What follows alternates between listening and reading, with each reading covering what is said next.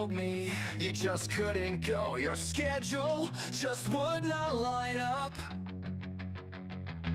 I told you I got you too, and deep inside I know what I must do, but I don't know if they will all hurt me. Magic missile flies away. Magic missile will save the day. Deep inside we all know why. I hope the party doesn't cry, but there is one thing that's for sure. Magic missile will endure.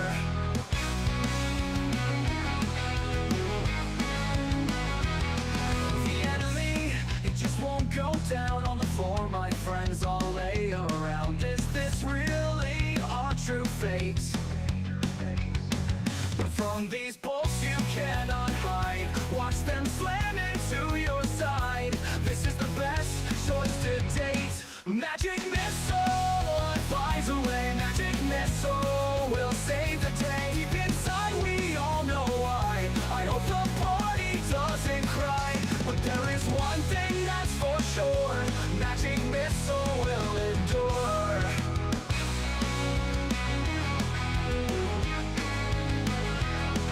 When you miss with your sword attacks and your magic fails to stack, I know for sure I will endure. 1d4 will hit for sure. Will hit for sure. Magic missile flies away. Magic missile will save the day. Deep inside we all know why. I hope the party doesn't cry, but there is one thing that's for sure. Magic missile will endure.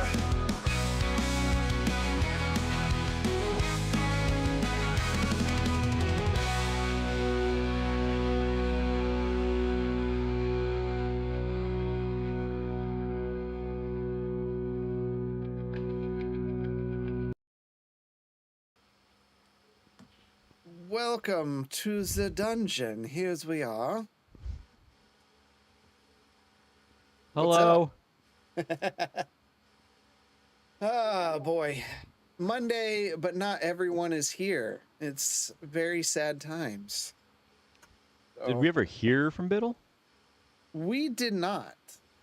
I would imagine he is so far into the woods that he has no such semblance of internet.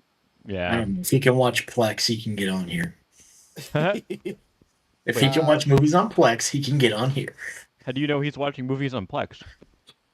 Because he's constantly complaining the last 2 days about quality on Plex. While he's out in the woods. Well, has he been? He drove out yesterday. He might have been driving though. I don't know. Sup, it's Julia. Julia has a list of questions already that she's ready to ask. So, and I have some questions too, and y'all might have some questions too. So, but considering where we are in the campaign, as we're getting very close to the end of the campaign, you know, we want everyone to be here for some of this ending stuff because we don't want a character to die when they're not here to control that character. Wait, what was the assignment again? So tonight we're talking, taking questions from the audience about the campaign or about D&D in general. And we're happy, like, if it's a D&D Beyond thing, we can do a screen share and we can show you. Or if you just got some things that I can answer or the players can answer. And I've got some questions for the players, just to kind of help spark those discussions. So, and they, like I said, they may have some for me. So it's just an easy, chill night, and we'll go until it gets quiet because we're awkward people, and then we'll just end it. So, I don't want to hear anything about not wanting people to die. I don't want people to die. That's a Yeah, okay. It's a pretty good. I love the thing, and I'm very adamant about this, and you'll see it on places like Instagram and things. When you play D&D, it's not DM versus players, because it's not. And it's not players versus DM, because the DM has a story they want to tell. Though things happen, and sometimes that story can be told, you know, it's about what's good in narrative, you know. Damn digital dice. Damn Like digital dice. Like just one-shotting the wizard because you can. I love that spell so much. I've never been able to use it. I will say the changes to counterspell where it doesn't burn a spell slot's pretty OP. Like, But the fact that it doesn't level up when you upcast it is also the counterbalance to that. it is, yeah. It's I like what they did with it. First question: why is D&D DM versus player? That's why. Yeah, there are people, and I've talked to people that have that mentality where it's like, and I'm glad none of the players here are this way, but it's not, I'm gonna screw over the DM. Like, I'm gonna do this. Like, he's leading us down this direction. I'm gonna go this direction. I hate that. And there's Split people that party. like they're so proud of doing that stuff. And I'm not talking about like coming up with a creative solution to a problem and doing something, just intentionally going like, the goblin party is down this road and they're going, I'm gonna go back to town and, you know, open a shop. Like, I see Justinian smiling. You know. Well, I've been writing my post. I've been working on that, so yeah. Good. Like, yeah. So second question now. Oh, that's a big one. I've talked to Drastin before and about how he handles his campaign when the players make a decision that he didn't plan for. But I want to flip that. How do the players feel when, I'm going to say, the DM gives them something that they weren't expecting? The DM makes a call that the players feel is way out in left field. That's a good question. We kind of had something like that last episode. Actually, I would say that's been about half the campaign as far as I'm concerned. If you had actually just walked up and disintegrated me there, and that was actual permanent player death, that I would have actually been very mad. Yeah, I think there is. I get that, like, things are hard.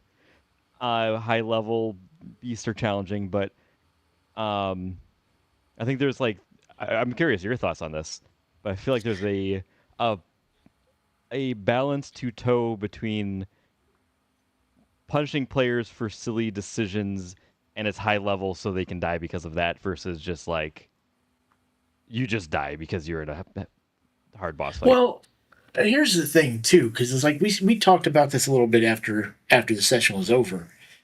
It's definitely different when it's 5 of us playing completely different characters a certain way compared to one the break. DM playing all of our characters at once, knowing our strengths and our weaknesses. Yes. So, because I will And say hit this, points. you know, Drastin and I were talking about it a little bit on our trip to the in-person, and it's like, you know, even though we try to go in with a plan to some of these bigger things just, dice don't go our way, obviously. You know, we're not working as well together still when it comes to some of these battles, like him using spells that would knock somebody's, you know, disadvantage on saves and stuff like that. We aren't really doing that. So it falls on us too. Oh yeah. I think some of it is, and I've always said this to y'all, and if you don't agree or don't feel like you've heard me say it, but like, I'm never just going to willingly take your agency away of a player. Like the Anaximander disintegration, right? I didn't just do that. I had a conversation with the player. I gave choices with the player. They were in on it. I would never just do that. Now, in the case of like if the Darksparker combat was real, I also am looking at like what would they do, and that is what they would do. But also in my book, and I'll probably never do this again, putting player characters against each other is extremely unfair. Because there's like a lot of skills, and there's a lot, as you guys saw, there's a lot of things that can go horribly wrong. Like, it's big swings, and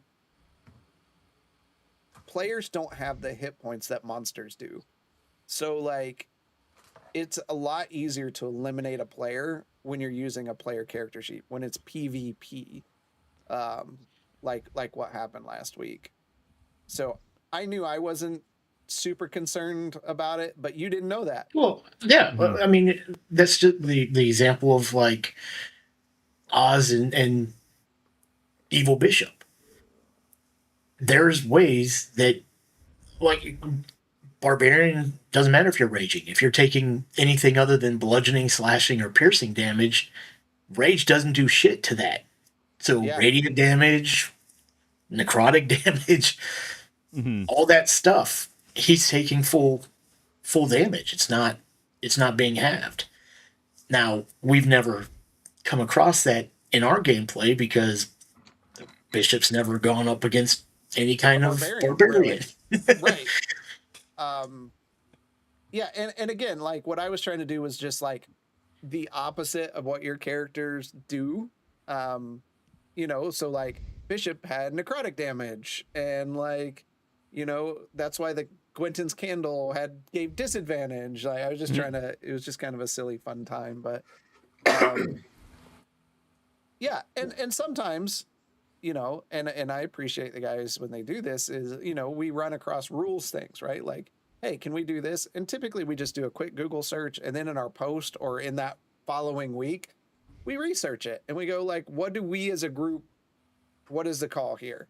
And correct me if I'm wrong, team. But I think we usually can come to a pretty good compromise. Like the 5 feet distance thing. Like, I've been doing it wrong for years, but that's easy change to make. So. Right, but that's also on me too, because like I had just assumed that was the rule, not having gotten the full scope of what the rules were joining the group later. And so like I had just been imposing disadvantage on myself the entire time. You know what I mean? And not saying anything about it. Mm. Yeah, and you must not have noticed, so like we weren't following that with the others, and yeah, so that's fixable. That's just a rule that was misinterpreted. We're not usually, most of us aren't ranged, so it's like, you know, we got the one spellcaster. Our healer doesn't really cast spells off. Cast heal. and you've got Eldritch Blast. So it's like that's not even something that most of us were even looking at. Right. Yeah, and that's the thing, is like most of Marsland's spells operate off of saving throws, with the exception of when he does cast Firebolt and then his favorite Chromatic Orb. Most of his are saving throws. Which I don't even, with a plus 14, I hardly ever even hit them. Yeah, it's kind of ridiculous, dude. Like, I mean, come on. I will hex creatures for you guys, knowing that you're gonna force wisdom saving throws or dexterity saving throws, and that they just don't work anymore. And that's just that's why I like Stunning Strike. Yep. I don't even use it anymore because they always save. So it's like, I'm not gonna waste it. The Constitution saves on monsters at this level are so high. I'm like, I'm not gonna waste a key point on something like that, knowing it's not going to work. Yeah, and like all my stuff is con save. Like, not everything, but a lot of it. A lot of yours is, yeah. I mean, you guys. The thing is, the big ones are like dex save, con save for a wizard, right? And those are like the highest dodgeable saves. As we're like charisma, wisdom, and intelligence, not so much. Right. I will say that for me, the biggest left field for me was, like, you and I discussed, like, who Justinian was when he joined the group and everything, and, you know, what his deity was going to physically be. And so when I got that curveball that, like, he had been disgraced and had been imprisoned, and the sword wasn't broken in battle, it was broken due to his vows, like, that was a big change. And like having to hold that in as a player and try to role play it as a character for not only like our other party members, but also for the fans to see that character growth and that character shift. Like that curveball was so much fun to get to play out over. I mean, what was it? 30 episodes that we've been. I love backstories, and you all should know by now. Like I try to put a lot into the campaign based on your backstories because I like that character integration of that. And I mean, I think this one again, Blaylock's from campaign 1 took a big piece of the pie in driving the story. But I love Oz's arc in this one. It allowed me to bring in Colton Frost, who may be my favorite villain, not villain, that we've ever done. Because, like, he didn't explicitly do evil things till the very end. And, like, he was just a jerk. And I really enjoyed that. You admit he's a villain.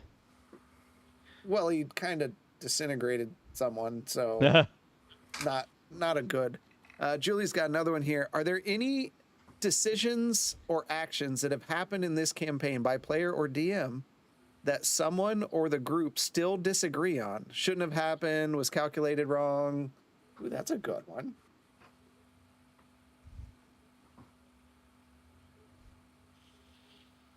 Bishop's never going back to Parents' Folly. But you promised Justinian that we were going to burn it down together after. I feel like this one has gone a bit more smooth. I mean, I would say decisions from a player thing. No, Justinian made fewer deals. I don't know.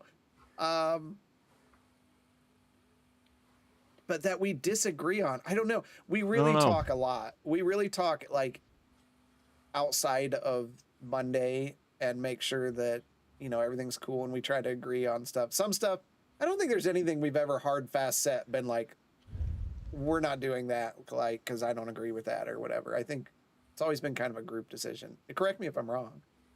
I can't think of anything. Yeah. Right? Yeah, not off the top of my head. Because typically, so I even think we did with like the magical items. It's like in the beginning, we were like, let's get the magical items, see who best works with it, and kind of do a group vote on who should get what. And that started off pretty well. I mean, we haven't gotten a whole lot of stuff since then, but like it's not been a problem per se. Hmm. Like we kind of nipped that in the butt right off the bat because it's like that's the one bad thing is it's like you got people, you know, we find these magic items and you got people fighting over them. yeah, and like, where was I? You know, like the players have come to me and like, hey, you don't give us a lot of gold, and I don't. Hardly anything. But I also give a lot more magical items, you know. So like it's a toss up, and I've been working to balance that out better. I mean, that's a thing on my side. But like most of the time when we find something that someone wants to do, we have a whole sheet called our variant rule sheet of things that aren't in the book that we just build on that. Our hit point stuff, which is probably going to change for campaign 3, our jumping and attacking a monster, you know, or using explosive barrels or using wands or scrolls if you're not proficient with them. Like, so we have variant rules to cover a lot of things. So I will never agree with pets, Julia. So you all agree that What? Sparky is a key family member now and can never go away. Yes. No, there we go. That is one thing that I do disagree with Drastin on, and he and I have had this argument, and I know the other party members have only been partial to it. The NPCs that we own. Like, we had a full-blown argument, Drastin and I did, about the fact that, like, I got, like, Justinian got attached to a certain NPC in the group, and then was attached to this NPC, and I was like, but you have to understand, for Justinian, like, he met these NPCs at the same time that he met the player characters, and the NPCs showed more interest in him than the player characters did initially. And so like it's the human interaction, but I've always maintained that we have too many NPCs. How many do we have living in our house now? 6? There's so many. There's a so lot. many. But like with the new Bastion rules for a home, it's set up that way. Right. It really is. There's like an NPC for every function that you do. It like And comes that's with the something we home forgot edition. about too. Well, That was Yeah, one we of those haven't touched things on that though. in a It's like, while. right, and that's the thing. It's like that was one of those things we discussed about with like, okay, well, we're making gold while we're doing stuff because we may not be getting gold out while we're doing this stuff, but it's kind of fallen to the background. So it's like it's very hard to track because you it's have one of to those be things very like you maybe adamant come about back and you're like, oh, here's 700 gold between you all, or here's 2,000 gold between you Yeah. all. And we're like, we don't even think about that shit no more. it's so okay. So in the first campaign, we had a problem because it was designed as a one shot that got turned into a campaign. So it was messy. The characters were one shot characters that kind of had to roll forward with what they are. And like there was a big mess with all that. The second campaign, we started going, we had a player leave, we had a new player come in. We switched our D&D versions from 5 to 5.5 like mid-campaign, which caused class changes. We had class changes. We've never had like a pure unfettered campaign yet. So, Is that even possible? I don't think so, because even in the first one, like Zoramir was a phantom blade or whatever, which is now changed And that like just 2 or 3 changed, yeah. times. Yeah, it just changed again. It just Oh, came did out with it? the Ravenloft stuff. Yeah, there's a Yeah. new one. So, I do have some questions here I put together so that Julia doesn't have to ask all of them. As you can tell with the bright light that emanates from my screen over here, because Google Docs won't do dark mode. Question 1 for Marslin. We'll start with Marslin. The chaos of this campaign has frequently forced the party into unstable, high-risk environments such as shifting magical rocks, lava, evil monsters. As your character, as someone who relies heavily on logic and calculation, what goes through your mind when survival strips your intellect and forces you into raw physical panic? Oh, interesting question. I mean, I think for Marslin, he is so devoid of emotion and so logical. I think often he doesn't even. I don't know if he doesn't fear his death. That's a interesting new development in his own character arc. Yes. But I feel like in any situation, like we're in these new planes, he's more like, I have to study this. Like, what is this place? I need to write it down. I need to figure out how it works. And this chaotic stuff is happening around him, but he doesn't. He's just like, he doesn't have that emotional side of his brain. It's just fully logical. It's like, how is this working? This doesn't add up. We're walking through the Fae, and the path is changing. How can that be? That doesn't. This hurts my brain because I can't reason through it. Now, as a player, when did this come into, like, this is the thought process for Marslin? Like, you were reading, you're a Vidalcan, so you're reading the description of Vidalcan. Like, is this how you expected Marslin to play out when you made him? Kind of, yeah. That kind of was from the very start. It is. I just found the class interesting in that they all they.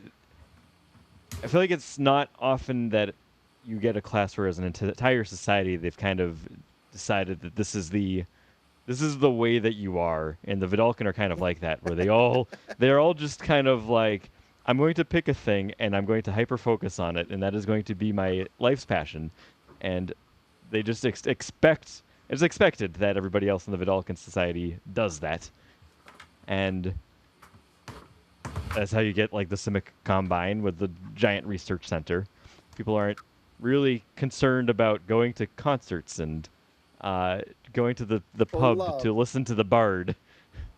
I feel like relationships are more of like a business deal for the Vidalcan. Very transactional. I would say in general they're just very transactional. I need a child. You'll present one for me. This will work. All right. Next one, Bishop. So Gaz claimed for Bishop. Gaz was Bishop's original creator.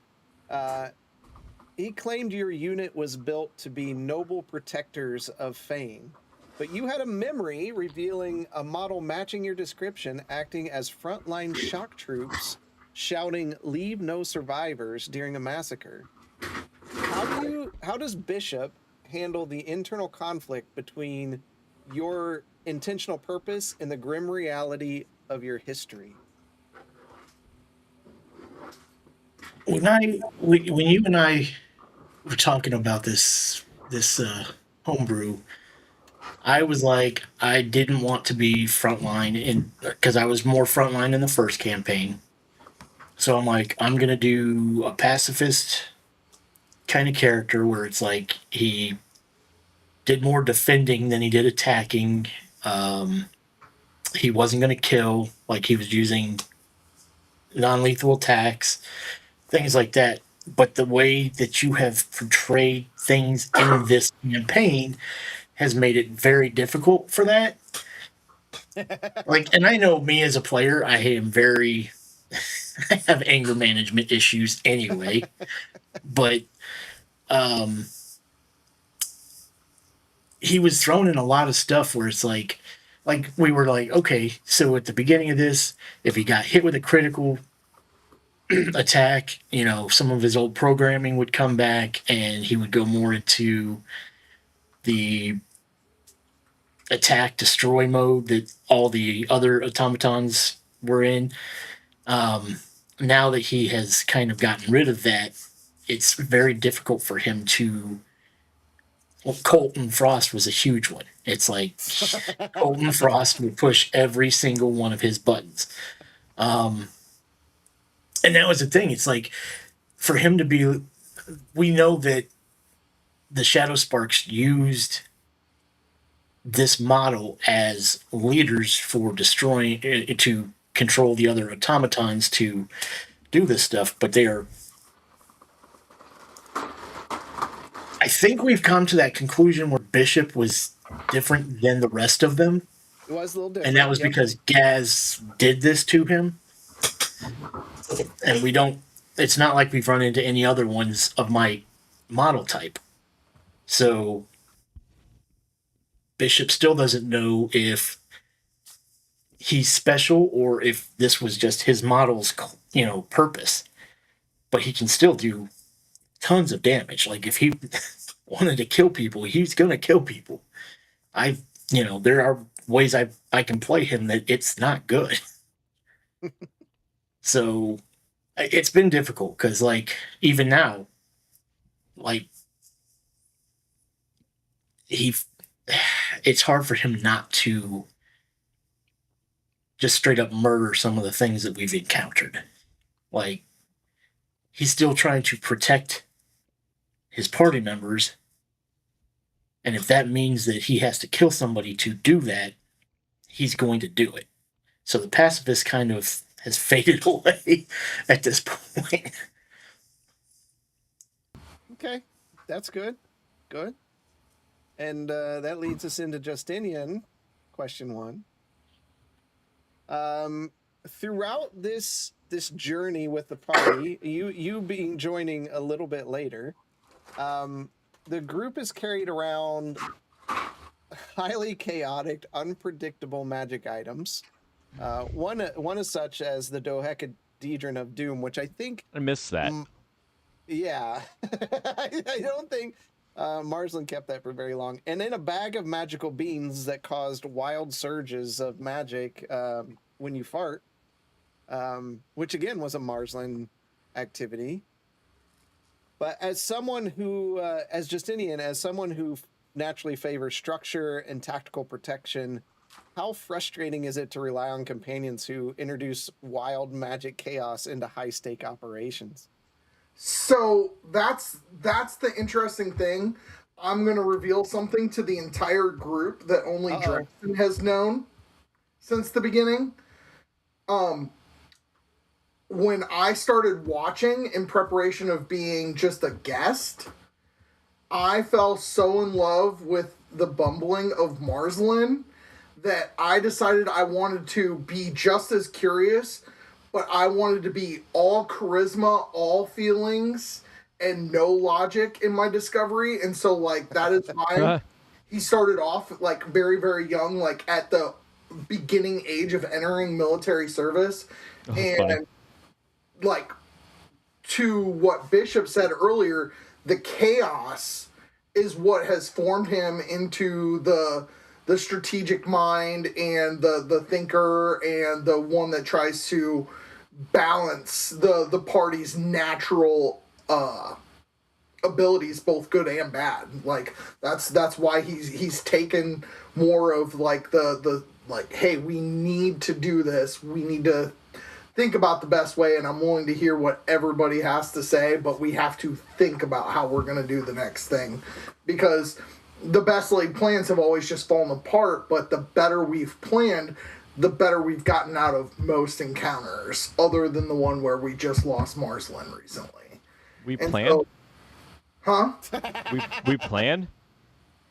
Yeah, we planned for the encounter with the dark sparkers, and it went to pots because we don't fight 5 people at a time. We fight one big thing, and Drastin fights 5 of us all the time. So he knows. Well, and we got to look at it this way too, because it's like, yes, we plan, and the plan never goes to fruition because you have someone like Oz who teleports the entire party this direction and then jumps 50 feet in the other direction where he's not within the healer's range. And it's like I get it's his quirk, it's his thing, but it's just like it's so aggravating that we're like, It is okay, we're willing gonna go in. participants. I understand that, but it's like, In the moment, it's hard to make that choice. Like, Am what I are you willing doing? right now? Because, like, what is he doing, right? Like, Well, I like, think and for- because he doesn't tell us, he just like, I'm gonna do this. Are you willing to jump? And then we're like, okay, we're gonna jump. And then he pushes us into another room, and it's like, dude, what are you doing? Stop doing that. that's good. That's good. All right, before I move on to another question here, and again, chat, if you have any questions about D&D in general, or D&D Beyond, or getting started, or anything about the campaign, feel free to just put it in the chat, and we'll address those. But do any of you have any questions or things? I actually have one for everybody as well. So I'll start with you, DM. What happens to you when those real heartfelt moments develop between the player characters, and you kind of become the background? When there's those real tight moments where characters spend 10-15 minutes really deep diving on each other, what happens to you? Do you get to sit back and enjoy it, or I do. It's like painting a picture and standing back and admiring it afterwards, and happy with what has happened. I've made no stranger to you that I love D&D because of the narrative side of it. I don't have a theater background or anything like that, but I love a good narrative moment. And if I don't have to drive that and the players drive that, I love it so much more. Even if it's player to DM NPC or player to player, when it's just player to player, I mean, there's been times where we've been talking and it's like a good 15-20 minutes where I don't have to do anything and I get to sit back and just watch it happen. And sometimes I'm scribbling a note here or there of like, hey, let's not forget this, or don't forget that. But man, I love it. I love it so much. Sometimes the heartfelt moments just happen, and I wasn't expecting them at all. I like a lot of them happen like when y'all are traveling. That's why I'm so big about like, what you guys want to do today? because the number of times that Justinian has walked up to either Bishop or Oz has walked up to Marsland and just been like, hey, like you're going through some stuff and I understand and I just want to let you know, like, I'm here for you. Like, that's real. That's real, you know, and I love it. It's so good.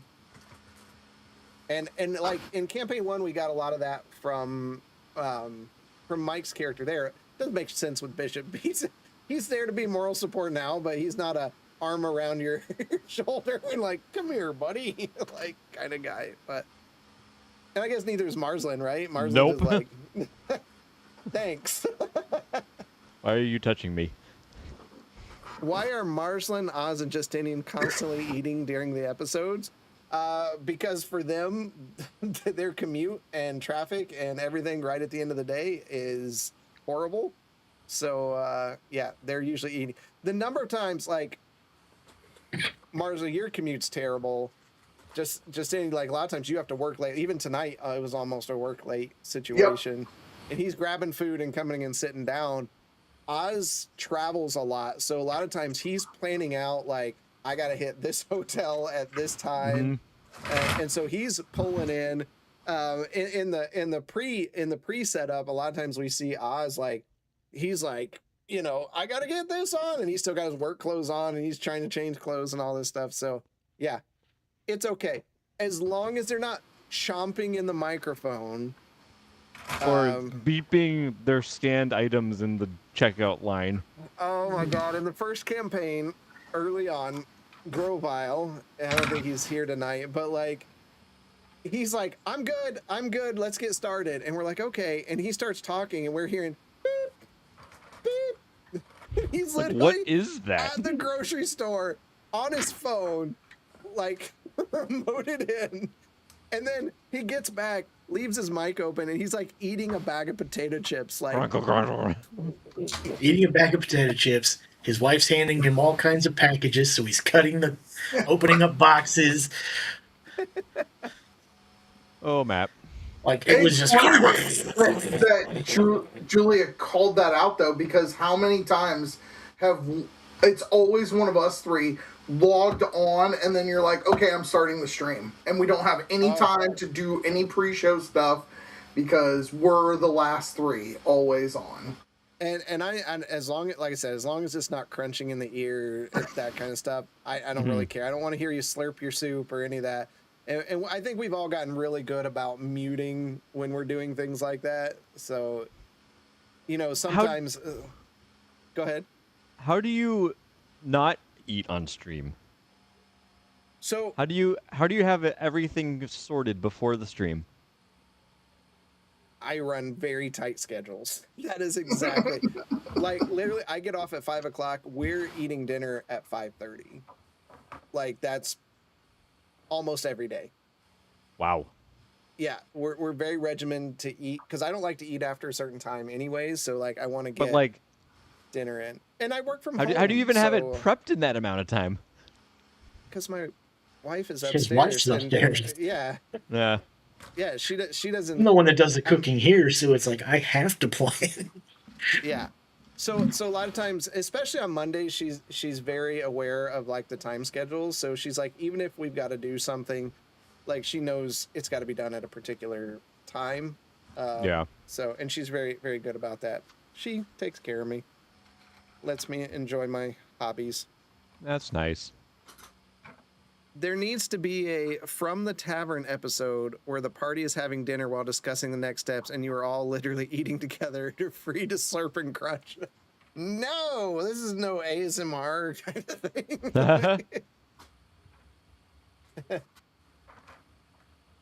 thing. Yeah, so no, that's bad. None of that stuff. All right, let's go back to our questions. Question 2 for Marsland. Oh boy. Early on in the campaign and in the previous campaign, oh boy, you were the first character to die in combat. You have that. You've done it in both campaigns. The first part of this question is, do you remember those fights? Oh man, I remember some of them. I definitely remember where Zoromir died. The first time Zoromir died, uh, was 100% just I don't know what I'm doing. Um, when else? Was that the orc, or was that during the actual one shot? No, that was the orc camp. Where Grovile tried to eat you? Yeah, where Grovile tried to eat me. Um, the Marsland one, I very much remember the first Marsland one. I remember being like, "Oh, I don't have to worry. I will get helped up here. There is a party member standing right next to me." Um, and then I like blinked, and then I was like, "Oh wait, no, I'm dead. Wait, what happened?" Uh, that was also pretty early in the campaign and figuring out how to play the character. I think in Well, general, it's go ahead. that was we changed rules because of that instance as well. Yeah, Because at that point, the person you're talking about standing next to you was like, "Oh, he's got 3 rolls. yeah, I don't have to do We anything." we did change how that works. we did. And because then it was like, then we started talking about like, well, if we're fighting somebody and you were in back of us and you die, why would we even know that you're down? Yeah, Like, Yeah. So for everyone listening, what we did was when we don't announce when someone's down outside of like a character that could see them I would say you see them go prone, and then they roll their death saving throws to me directly. It does not go to the party. There's a little option in D&D Beyond that says to the DM, so they send them. So it all processes in the background. So because the last thing you want to do in D&D is just be like, oh, he's got 2 death saving throws left. We got a couple rounds. We can we can Yep. do this. That's you wouldn't know that information. So we try to keep some bit of realism in our fantasy world. Um, so what about the second time? Did I miss that? In this campaign, you were the first one to die. Do you remember what happened? Wait, what do you mean? The second time in this campaign? No, the first time you died in this campaign. You had Zoromir. Wasn't that what we were just talking about? Yeah, I was just Yeah. making sure. My brain's everywhere. You're good. And when those deaths occurred as a player, what was going through your mind? Like the first time, you were new to D&D. Shit.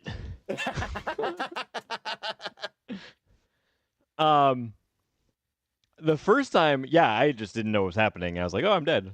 I don't know if I really understood what that meant. I also, how did we navigate that I came back? I don't even remember that because I remember you gave like a good grace for that. Yeah, I always have to seem to do that with your characters. Yeah, how does that keep happening?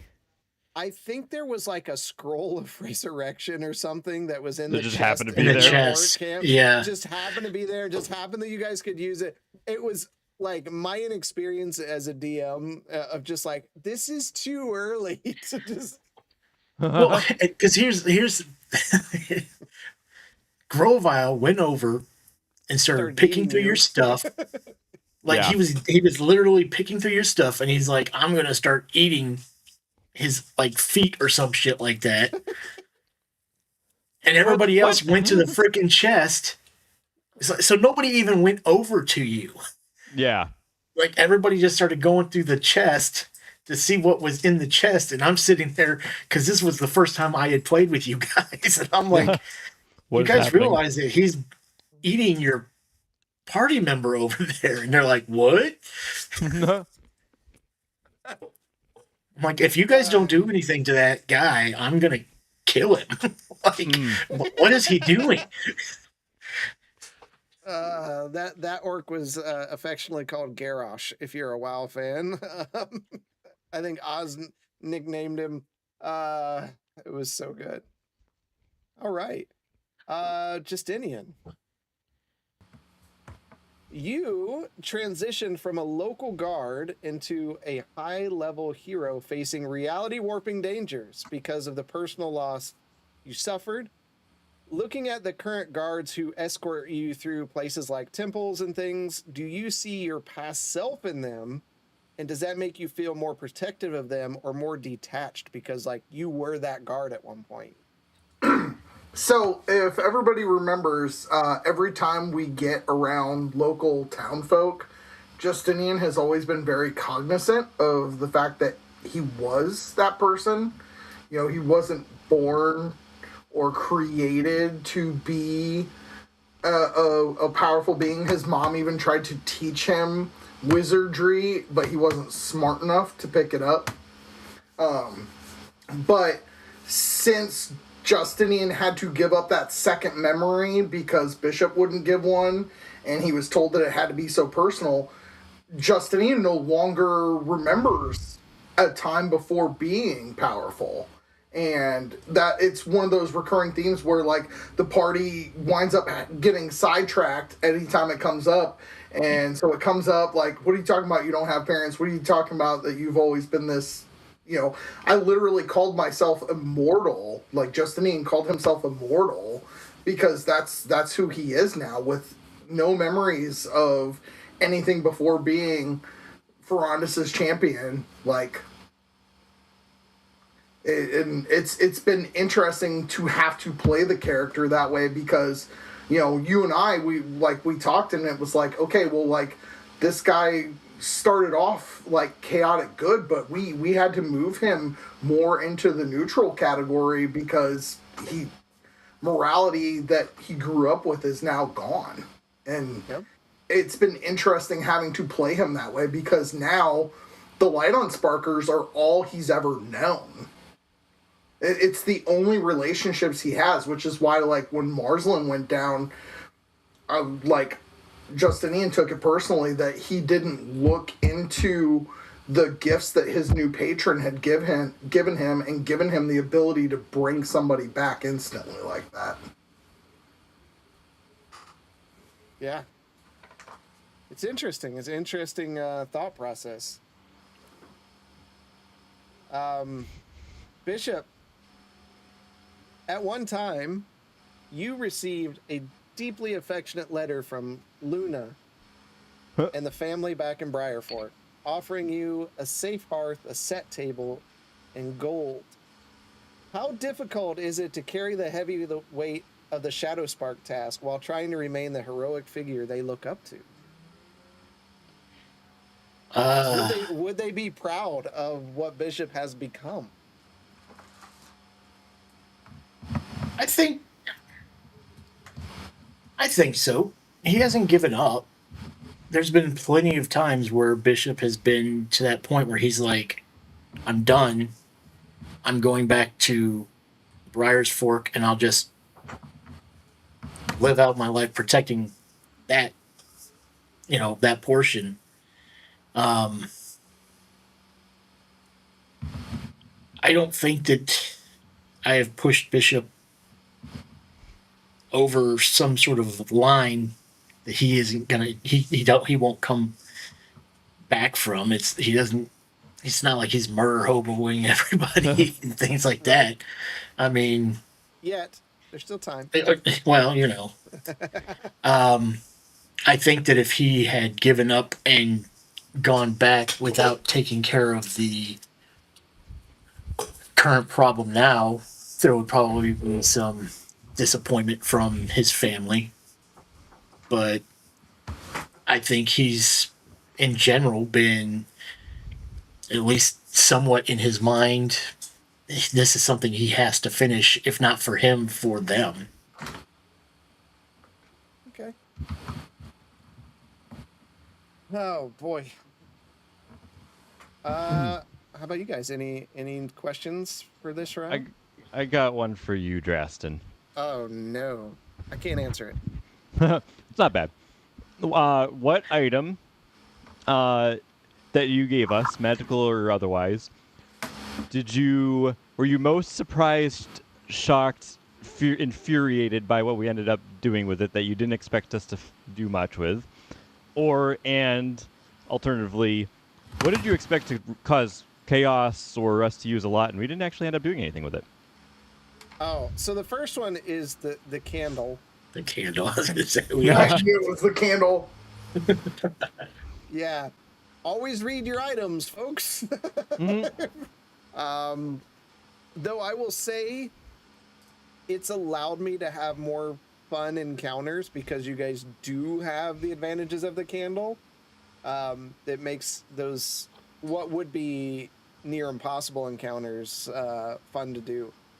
Other things, let me open up something here and take a look because I know there's some things. The cursed items I was really proud of, and I mean, okay, no, I can answer this without things. The deck of many things. That is a pivotal moment in this whole campaign. It was very pivotal. But man, from a storytelling side, even having to pivot, it was so much fun, and it allowed me to play Colton more, and made him such an impactful character. I didn't expect it all to go that quick. I expected one card to be drawn, and then someone going, "Nope, we are not messing with this." But like, well, and I hate to say it because Biddle's not here, but it's like the way he was doing it. I'm like, what are you doing? Like, what are you doing?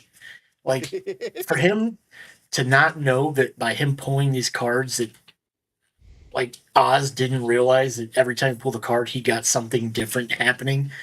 I'm like, you're not, yes, you're a barbarian, but you're not stupid. Like, I was like, why are you Yeah. continuously like he was pulling them out like they were fucking bubblegum. Like, After all the magic items just poof went up into the air, that might be a sign to stop using this thing. I would like to point out that was the first time of leaving the island that Justinian did. Like, that was early on in Justinian's career with the Light on Sparkers, and like just poof, gone was Oz. right. But that's what I'm trying to say. It's like you can't tell me that it's like the amount of times he was pulling out cards and things were happening as he did it that you wouldn't know that that's what's going on. Like, stop Hey, man. doing it. Maybe he has a gambling addiction. It's kind of like gambling, right? He had some good stuff Yeah. happen, and Yeah. so Like, you conjured a living person. Oh, I don't know how that happened. What do you mean? This person didn't just show up and start, like, it just didn't make sense. I mean, yes, story-wise, okay, it did change a lot of stuff, but I'm like, now you're just doing it to do it. Is how I felt. I think one of the things that shocks me the most from this campaign is sometimes how little you all react to things happening. Like even like Rift turning into a mind flayer or those kind of things, like you all weren't like super shocked. There is definitely a sense of apathy in the group, and it definitely fits in with Marsland, where you're just like, oh yeah, it's just something else we did. That happened. Well, I mean, going through the first like 39 episodes, like with watching the cast member that I replaced, like a lot of shit happened to these guys early on, and it just kept happening. I mean, like, is there a party member other than Bishop that has not died or been teleported or, I mean, like, I don't think Quentin's Quentin never hasn't died. died.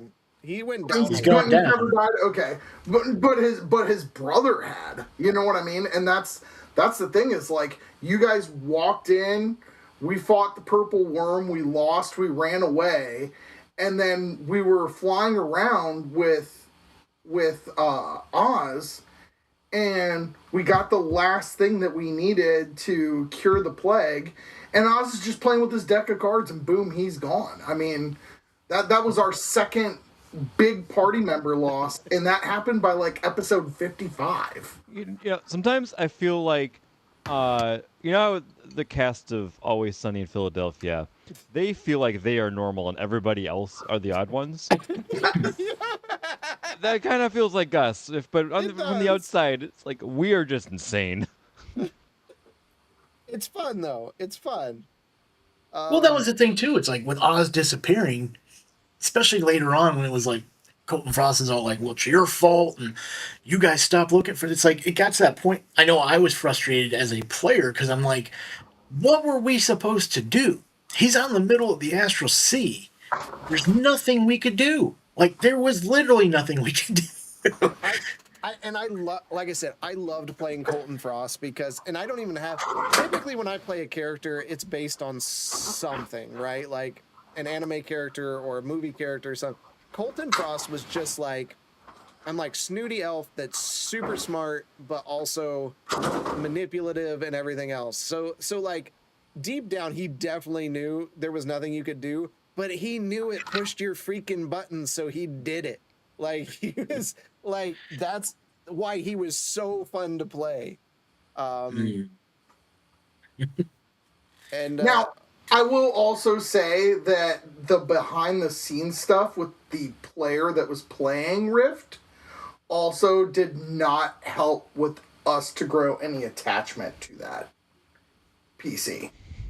For the short Right. time that we had Rift, we knew it was short. Yeah. We knew he was going to get written out at some point. we got a wild Dougal in the chat who's not even caught up, so spoilers possibly.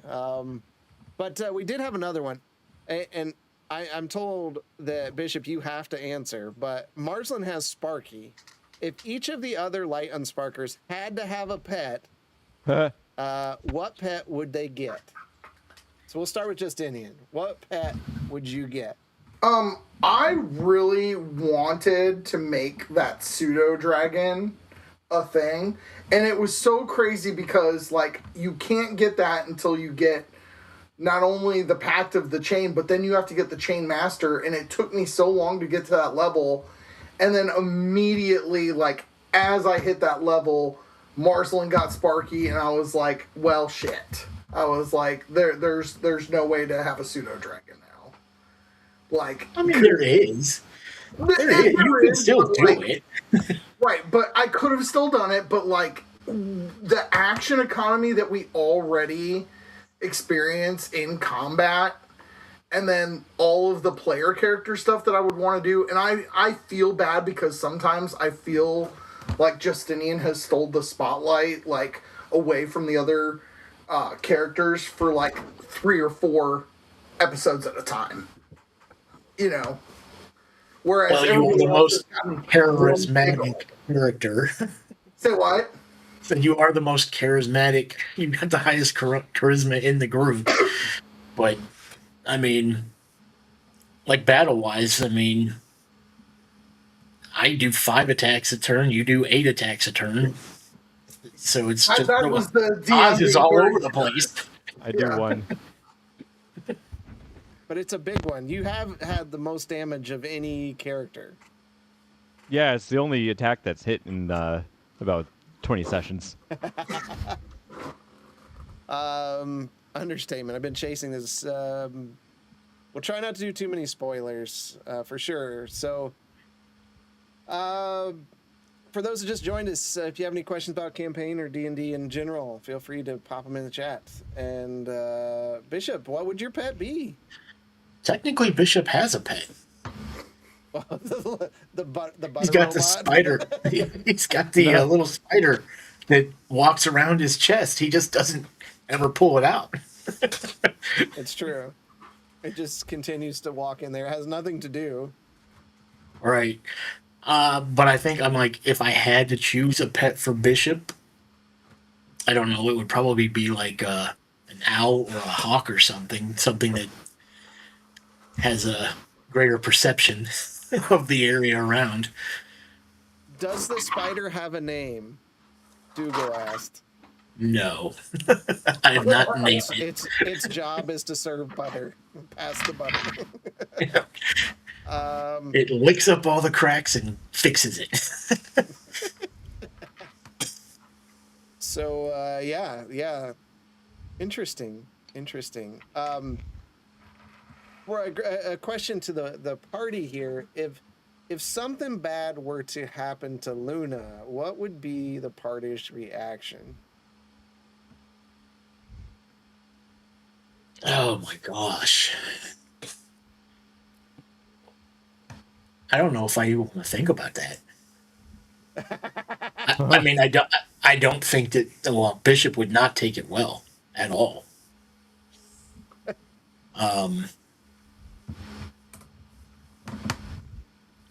Yeah, I don't know. Whoever did it better be hiding. Because party or no party, Bishop would be taking care of it. Marsland would have no reaction. I can dig the hole if Yeah, that's Julia. helpful. His own father was killed, and we'll get him later.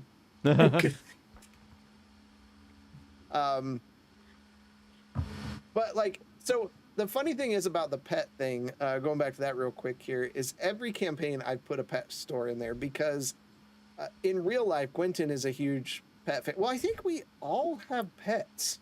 Yeah. Because I have Leia, Marsland has Goblin, and I'm going to say it wrong. Serena. I'm close. This remember the Oreo cookies were flavored like this singer? Selena. There Yeah. you go. Yeah. Who's a good puppy as well. And then Bishop has Teddy and Remington. yeah. And Justinian, I never remember your dog's name. As you can see, I Pepper. struggle with that. Pepper. Pepper. Yes. Yeah. Yeah. So we all have doggos and cats and different things that you'll see randomly appear on screen sometimes or hear them. So I always put a pet store in the game, and Quentin is the only one. Marsland Who, is like- the only one. Well, I mean, Marsland. Quentin never gets a pet, and like he loves pets. I never understand that. Yeah, but Marsland's the only one that ever gets a pet. I know. I know. I've got a pet once. Yeah, Zormir Um, never had one. I don't think. Zormir did not have a pet. Did I? I don't even remember. Did I specifically ask for the pet store, or did you offer that up You on a asked silver platter? What stores that you saw as you were walking down the street, and that was just one of them that was there. And it just It so was fate. happened to be the store that Colton Frost had his secret laboratory under. Oh, was that already written in there, or was that after? Yes. No, that was already written in there. That was part All of right. it. So, going back to your earlier question, Justinian's only connection to Luna is for 5 minutes when he watched her and Bishop running to the ship on a foot race. Oh yeah. That's it. And like Bishop, every time Justinian has tried to connect with him about his family or his past, Bishop has hard shut him down. So like there's no connection there for Justinian at all for Luna, because her story arc happened before I ever joined the group. That is true. When Jade was here. During the Jade times. And that's why Oh my gosh! wow. That was a motorcycle. Yeah. Loud. And that's why Bishop's background is all lit up green is for Jade tonight. So Yeah, that cat. I should have So- just kept on going. always an option. So we'll go around the room here. We'll start with Justinian here. So far, I mean, you've been in 100 and some episodes. Yep. What has been either your favorite arc or moment in the campaign? My favorite moment in the campaign was the argument between Justinian and Anaximander when it got so heated that Bishop, who notoriously does not get into other people's arguments, if he's got an opinion, he'll state it, but he does not get into other people's drama and bullshit. But as Annex and Justinian were going back and forth, Bishop stepping in and trying to be the voice of reason, I think that was my favorite moment because, like, Marsland was, like, frozen in this very uncomfortable, like, why are these people having emotions?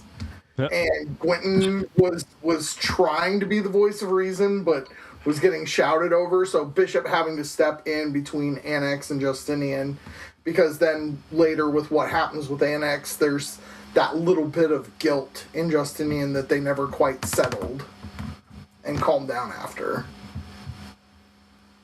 Okay. Marsland, how about you? Man, that was hard. There is a noise somewhere. Honestly, I really like the old Smyrna arc. In Old Smyrna, I enjoyed exploring the old Clap City. Felt like that was pretty good world building. And that was when we were still first figuring out a lot of stuff, and we hadn't had much of the curtain pulled back yet.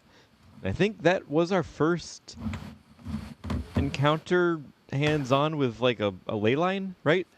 It was. Yeah. Yep. Dumped us in the middle of the lake. Yeah. The bottom of a middle of a lake. Yeah. It was just a fun. Well, we had my best friend, that frog Ooga Booga. Ogobogo. Yeah. Ooga Bogo. You have failed the test. Yeah. And I enjoyed the ghost librarians in the underground library. It was a good, low consequences, fun exploration area.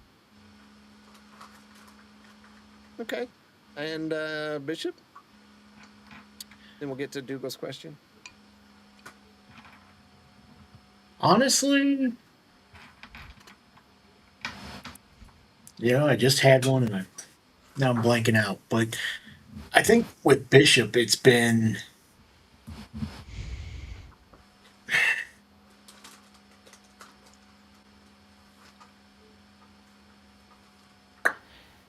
man.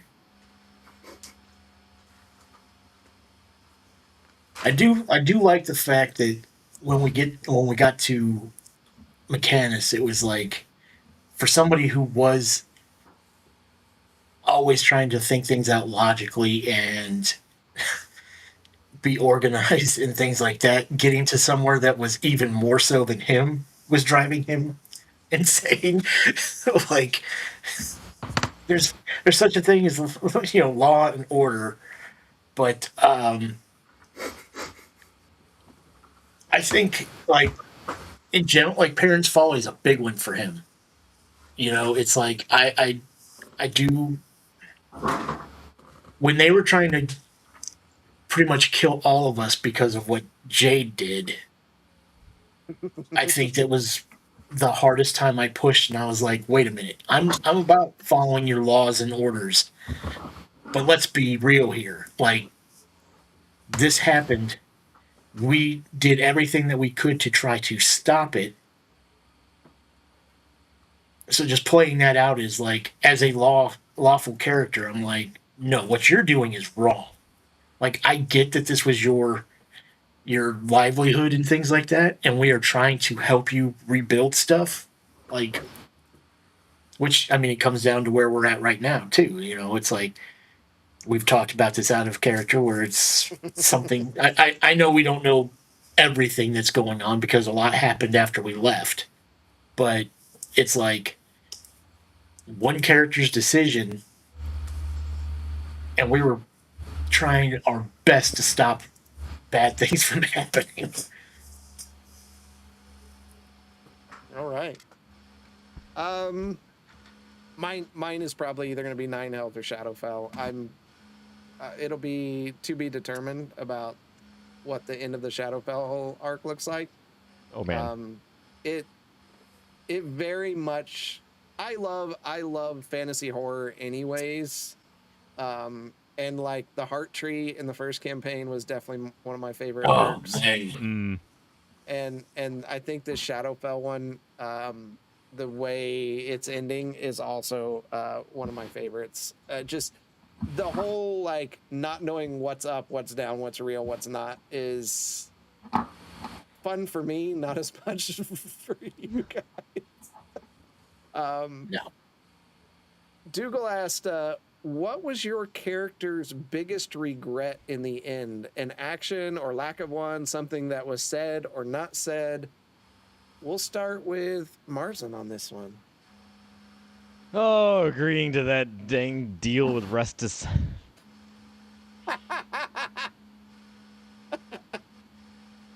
That's the tamest deal that Justinian made. Very fair, yeah. Yeah. More serious, maybe not trying to find my parents earlier on. That was a big one. That was a great moment when Gwen's like, can't you just use sending? Oh yeah. I guess I've met them.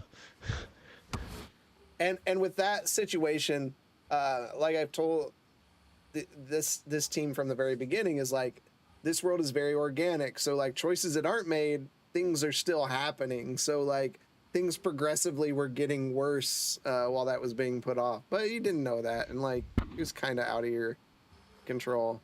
It was gonna be hard to rally the group to get over to my parents. I was choking laughing at the sending scene. Yeah. I still want to see an advertisement on the ship's sail before the campaign is over. I was so close. That was so good. So Justin, how about you? So this is weird for me to answer because once again, my character currently isn't himself. He's this fictitious version of himself because of so many different deals and so many different things. So thinking that he's immortal right now, and a lot of the choices that immortal Justinian has made, mortal Justinian wouldn't have made. So I imagine that my biggest regret is still yet to come as a character, and I already think I know what it's going to be, depending on how the story goes with my memories coming back or not coming back. But right now, immortal Justinian's biggest regret is that he trusted the Light Unsparkers to help him kill the devil that we agreed to kill, and he lost an eye for it, and he has kept that eye gone to remind himself that even though these people are his friends, they're still going to choose their own interests over what they had agreed to as a group in advance. Interesting. So, like, right now, Justinian, it is the fact that he trusted that we were going to keep our word. And he lost an eye from a party member for that. Interesting. Okay. And Bishop? I think Not killing Colton Frost the first time you saw him. I think the biggest regret, honestly, is the argument that he had with Justinian down in Colton Frost's lair, because it's like I don't think. Oh yeah. I don't. He wasn't trying to downgrade what Justinian was saying, but I think with all the stuff that that we have had happen to us up until that point, and this was the one way that we knew we could save Oz. He was, and again, we've discussed this. Does Bishop have emotions, stuff like that, and we've never really determined. And I get some of it is again player emotion coming through, but it was like when Justinian just kept trying to hit on the fact that we're heroes, this is not what heroes would do, knowing all the stuff that has happened to us up until that point, and Bishop was just done with it. We're not heroes. Stop acting like we're heroes. We're living day to day trying to survive.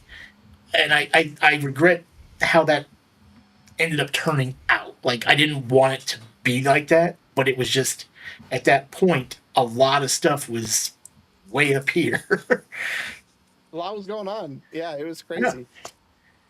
What's really funny is that was a really good pivotal moment for Justinian, though, because literally that's when he was like, okay, it's not about doing the right thing, it's about doing the thing that we say we're going to do. And so it was like a light switch for him as a character, because, you know, we didn't know what the full effect was going to be, but we just, up until that point, we really ran into a lot of shit ill prepared, because like Bishop would be like, this is important, but then everybody else would bank left, or Gwynton would say, hey, this is important, and then everybody else would bank left. And we've just, it's funny because it's so organic, because that's how it would be. Like, we all have these different personalities, but that was a good one. But I really, like, Justinian doesn't regret it, because like it reset his morality when he was struggling with his morality before that. All right. So we would be amiss if we did one of these and didn't do a few of these questions, and one of them being, so far, we're on episode 147. Oh my gosh. I know, it's crazy. So we've passed the first campaign up, and we knew that was going to happen. But we are coming to a close this year on this campaign, and we'll talk about that later. But who is your favorite NPC still? So Marston, we'll start with you. Oh, I need more time to think. No, you don't. Bishop and I mean, both it's know what Pora. your answer is. Yep. Yeah. Exactly. I mean that's Marsland's favorite NPC for sure, by far. Gosh, what is my favorite NPC? Honestly, I really like the NPC that I can never remember their name, that worked on Bishop. I can't remember her name either, but she's my favorite NPC. Yeah, Marsland I think hates it's them. Valera. I don't have it up. Totally does not jive with Marsland, but I love that character. Okay. Justinian then. So, Justinian's favorite NPC is his current patron. I don't want to say anything because Dougal is behind, so I won't. Well, after we had to do what we had to do with Justinian getting a new patron, his new patron is his favorite NPC. Jeff's favorite NPC was Colton Frost.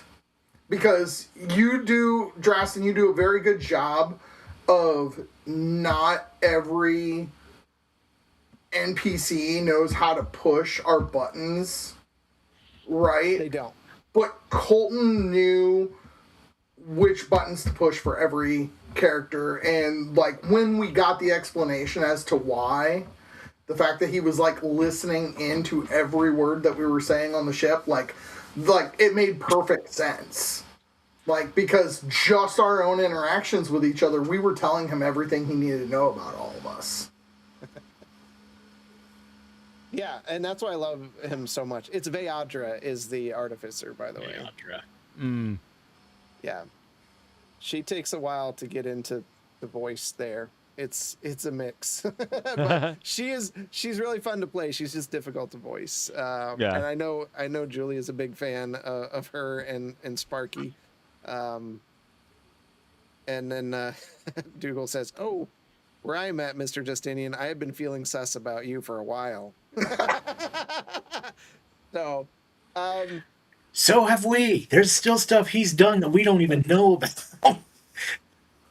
But that's the thing, is Justinian has disclosed about 99.9% of it to all of you guys now. Like, and We still have no idea what you said or did in Parents' Folly to get that book. We have no clue.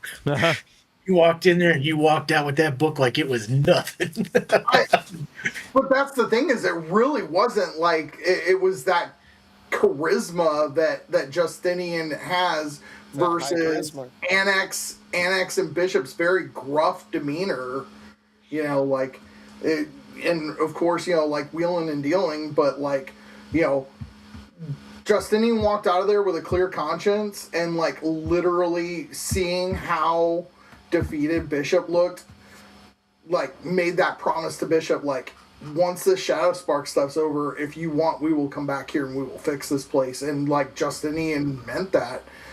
It just, you know, like the not disclosing to you guys about Ferrandis and about like the fact that for a while there, like powers weren't working. Like anything outside of a cantrip, I wasn't casting without rolling a die to see what I was rolling first. Like all of that disclosing to you guys was very, very careful and very, very deliberate, both from a player standpoint and a character standpoint. I think the funniest part about it was like I tried to be more disclosing about the new patron, and you guys were just like, "Oh, yep, you've now got a buddy with benefits, like literally a sugar mama." And I was just like, "Okay, so like, we're okay with bringing a devil back with us. We're okay with, you know, ripping out Justinian's eye for a devil, and we're now okay with Justinian having, you know, the patron that he does. All right, like." Dougal had a great question here. What is your opinions of your character's growth through this campaign? 147 episodes. We'll start with Bishop.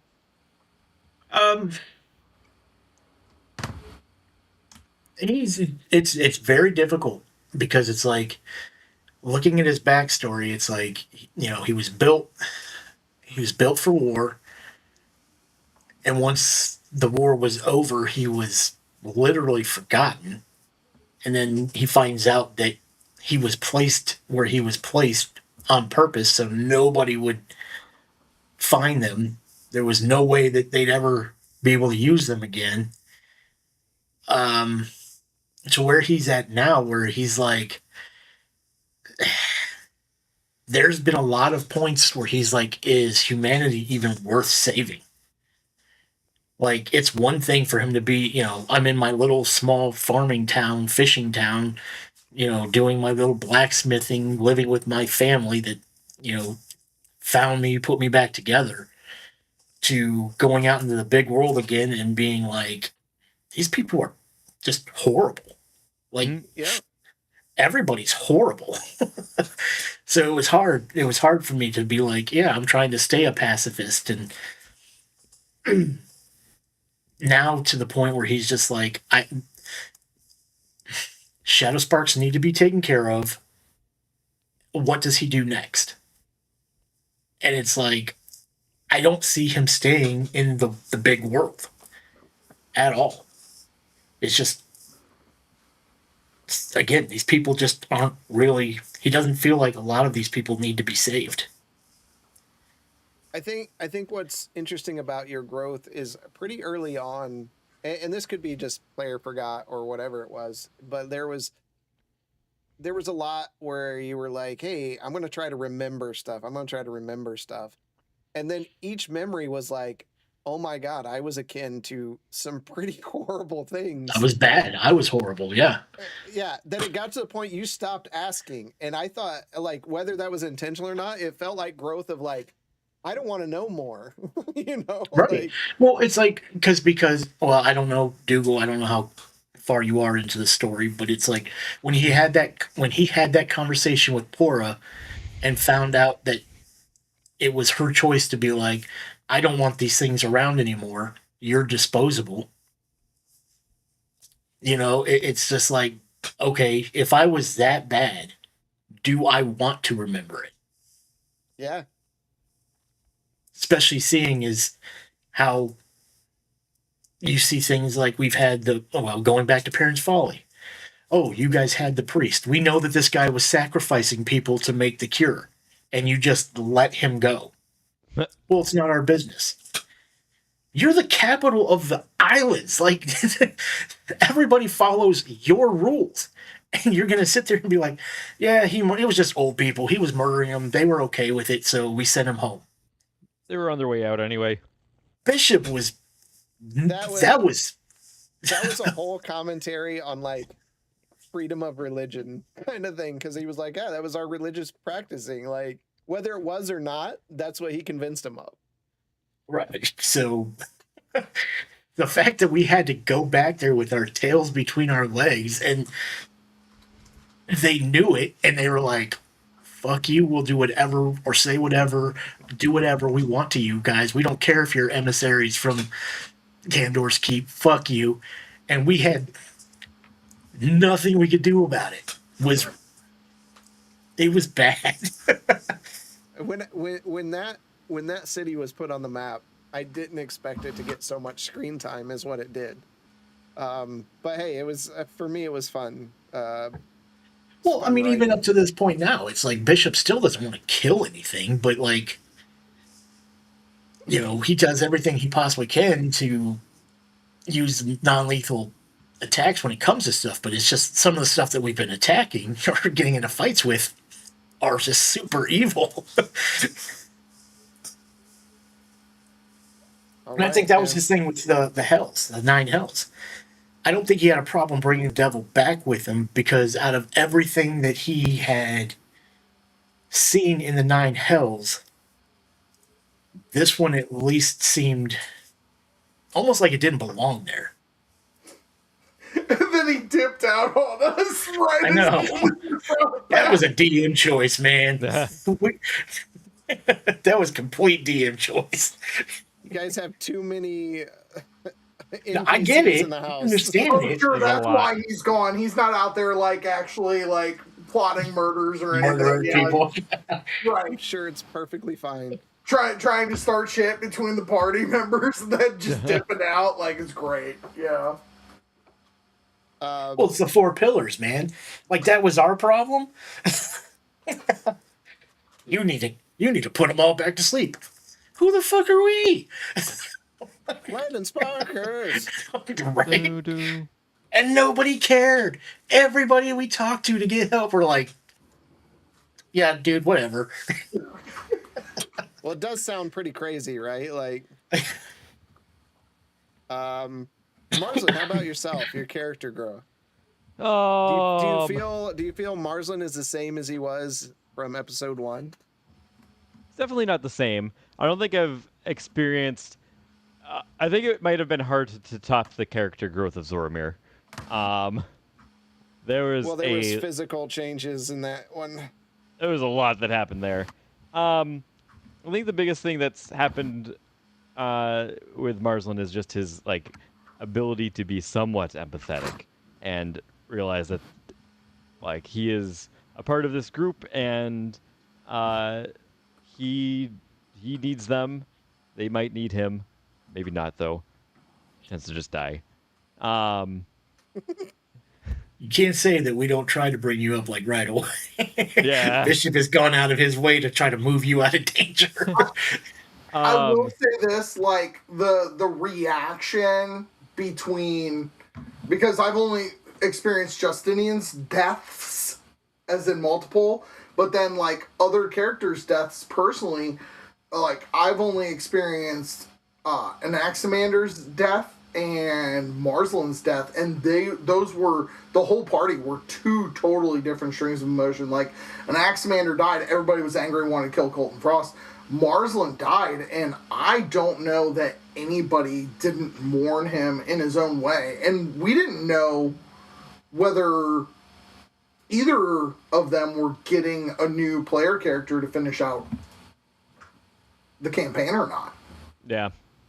At this point, there's really like Marslin. I think it's funny because Marslin and Gwynton, I don't think people, unless they have watched from the beginning, realize that like the 2 of them are really like the head and the heart of the team. Like, Oh. I'm being serious. Like, I mean, like, dude, look at like how Oz and Justinian and Gwynton and Bishop mourned you versus mourning Anaximander. It was 2 totally different scenarios. We also hadn't spent quite as much time with Anaximander. It's true. I think Bishop was the only one that really had any kind of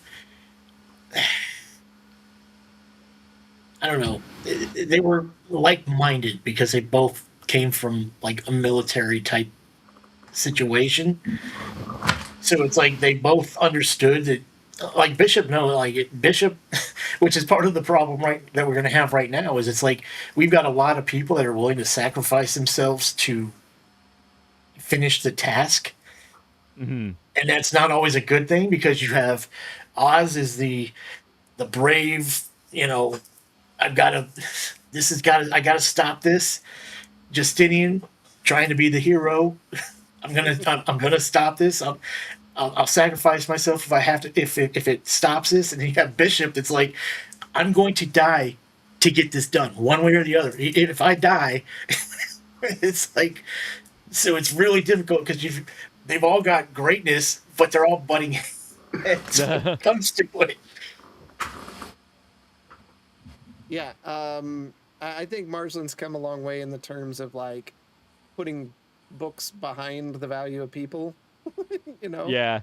Um, I think I would have liked to have had another avenue of growth through him, but I don't know. I just never felt inspired, particularly quite the same way I did with Z. Do you think if Marsland were to go back to Rashawn, if it was still around, that he would be an outsider now because of his experiences with the Light Unsparkers? I think he might. I don't know if he'd be an outsider. I think that would be an interesting to explore. I think he would maybe feel claustrophobic. 'Cause he's realized that there's more than just those like very regimented, strict principles of that place. And there's no dirty bookstores. Yep. Still a great moment. And Justinian, I know we've kind of touched on it a bit, but your growth, because like you've seen a lot of changes. Yeah. I think going back to what Bishop said earlier, I think Justinian's biggest moment of growth was dropping the idea of being a hero and instead adopting the idea of this needs to be done regardless of how I'm viewed or the way it gets done. And like it was very, very interesting to go through that character growth because that happened immediately before Justinian lost all of his memories from before he was this fey creature. And so it was really interesting because it was like that 1-2 combo. And so the character literally had to shift overnight. And it's interesting because you and I have not talked about if Justinian's going to get his memories back. And so I'm literally always riding on, is there going to be a time that comes back? And what does a Justinian that has now killed creatures that he would not have killed and has done things that he would not have done with his morality and his morality and his humanity still intact. And so it'll be real interesting to see if those come back and when they come back, because that will drastically shift the character for the last time. I think you've done a great job of portraying that teenager that's just so ambitious and like want to save the world, but like people holding you back, and then you're kind of kicking back against them and like, don't hold me back, let me be me. And like you see a lot of that to now it's like you've seen some horrible things and you've experienced some horrible things and you're a little bit more reserved now, where you're just like, you know what, life kind of sucks. Like, and I've got to deal with it until I'm done with this, and then when I'm done with this, I can go do whatever I want to do, you know? Right. So, it's been great. With Oz has had so much growth as a character. That's been great. Gwynton as well. These guys have also learned that if you put family in your backstory, something bad's probably going to happen to them. Why do you always kill our family? I don't know. Every time. Sometimes it's to elicit a response. There's you other know, like- ways to elicit a response. oh, you come home and your parents have found you and they're celebrating your birthday and your mom made a cake and they have Gwenton got that. gifts. Gwenton got that. I mean, Yeah, nothing bad has happened to One Quentin's time. parents. Nah, Not to his parents. Nothing's happened to Bishop's family so far. what? Well, it depends on how you define his family. Like Luna, the Burrowstones. Not I've all only those- been a decimating battle atoma for like the last Yeah. few months.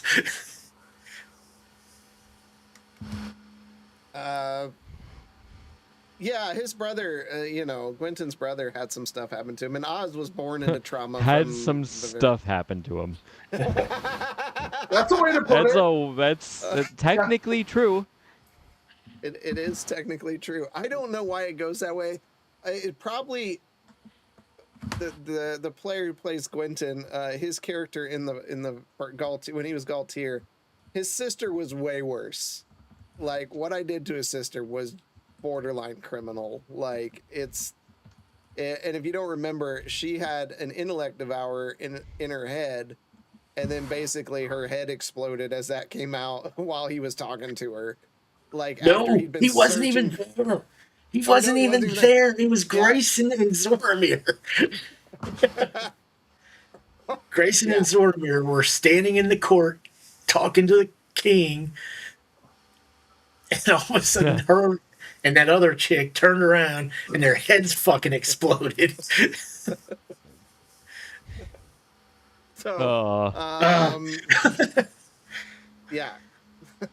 I have to So, say that the character outside of my own that I've most enjoyed watching their growth has been Oz. Like yeah. it was funny because like the deck of many things was like the last like change that he needed to like take his role in life more seriously and to claim his destiny. Like the fact that like he was so hot-headed that he would just, I mean, let's face it, like Justinian's made some pretty shitty deals, but like agreeing to become a Frost Reaver again just to cure the rest of us of Mirren's Kiss, and not even the rest of us because Bishop was fine. Like, Yeah. his character growth was amazing. So as a rough estimate, how many months did it take all of you to finally accept that the Light Unsparkers was the group's name? oh, I like still- 5 minutes. I still haven't. I don't like it. It's so good. The fact that Bishop even used it one time, he was very regretful.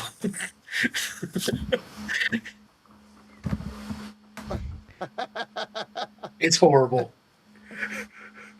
I spent months talking. I spent months talking to Quentin about names, and we're like, we need to put these out. And next thing we know, Light and Sparkers. The first thing that Justinian said to you guys once we were out of combat is, "What do you all call yourselves?" And like, "Oh, we haven't really decided on anything yet, and we're still workshopping," and blah blah. And then I love you, Carlson. Like, you are the most fun person to play with in the group, but you are also sometimes the most frustrating. And the fact that Drastin, knowing what a little freaking ball of chaos you are, puts you into a room. I think and- he did that on purpose. I know he did it on purpose. I know he did it on purpose. I know he did it on purpose.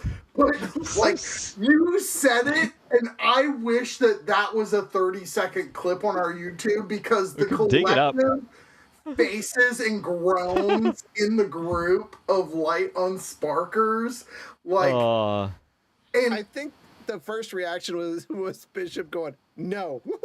but What episode was that?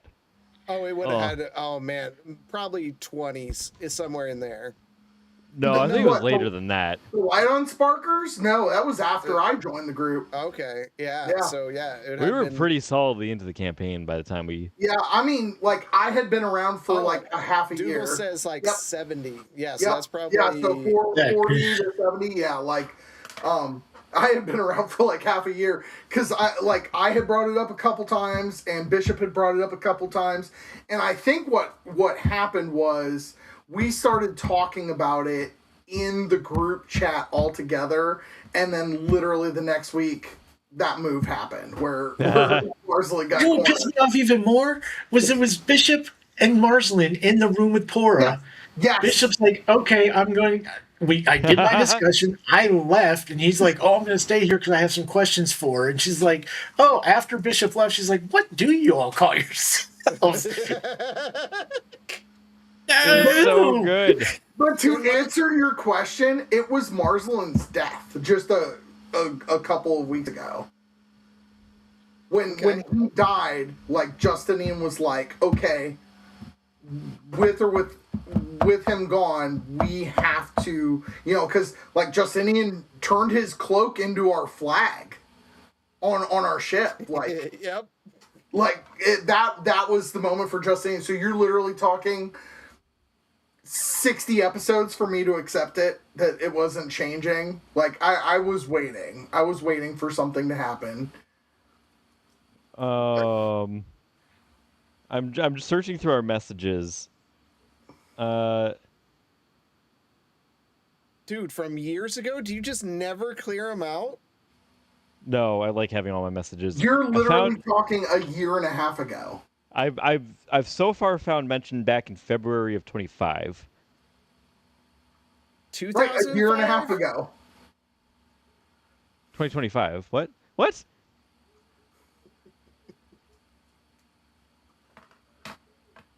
Oh, that's crazy.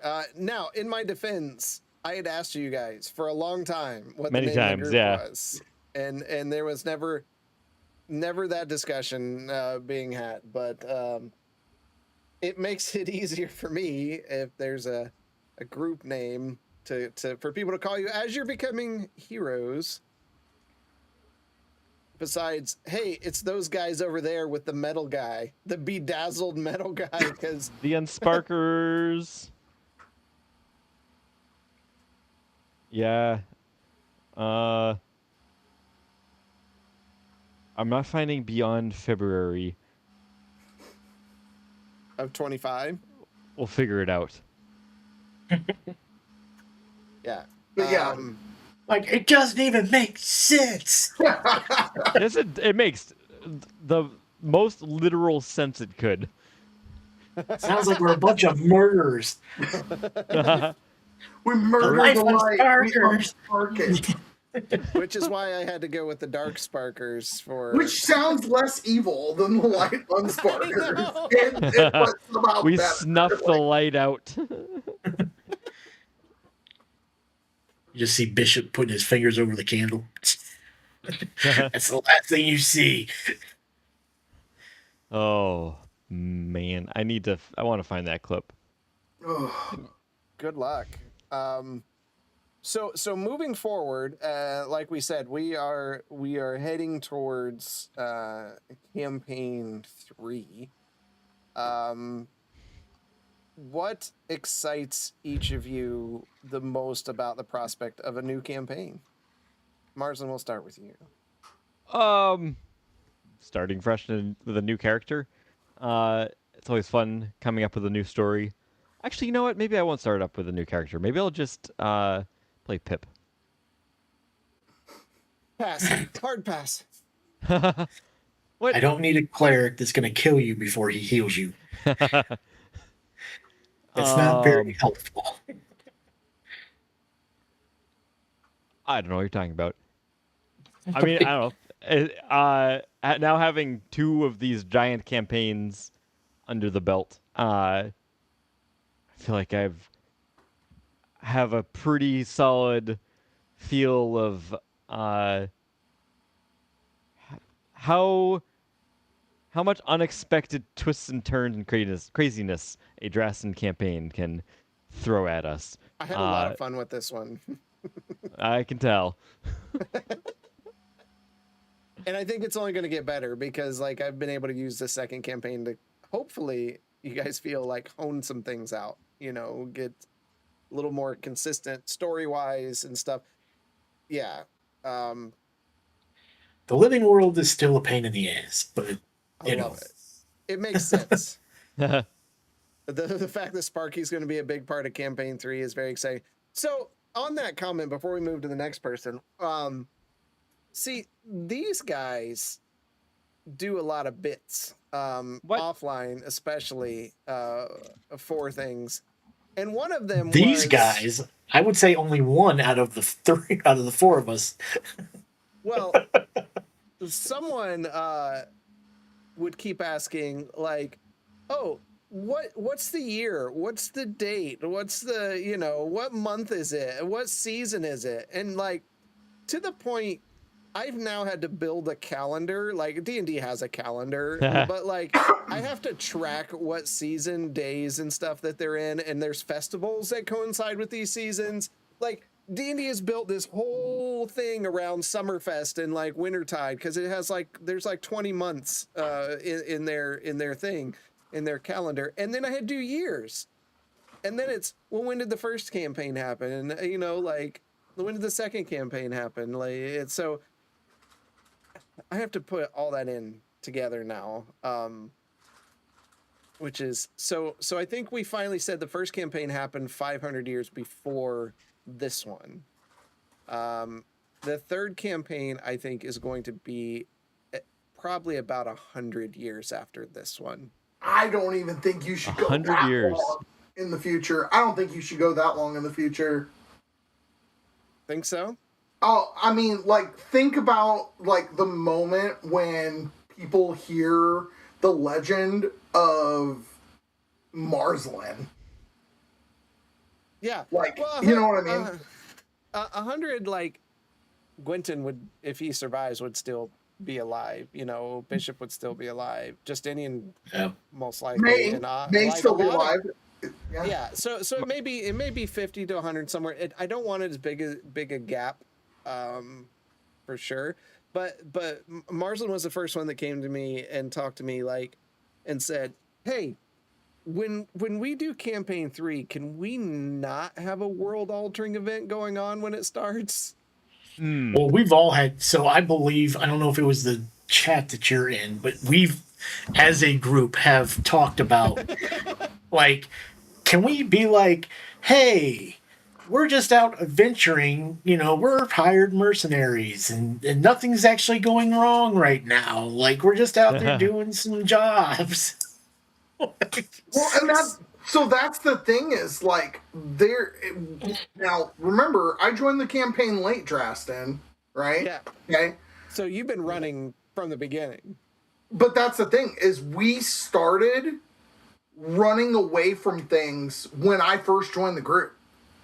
Yeah. Like, everybody's like, run from this giant purple worm, and then we were underwater, and we had to run from the sea creature, and then we were in the airship, and we had to run away from the rock, or whatever the heck that creature, that flying creature was called. And so I was like, I remember one of the first things Justinian said to the group after, like, it had just been confirmed that I was going to stay and actually be a part of the group. I was like, do you guys run away from every fight?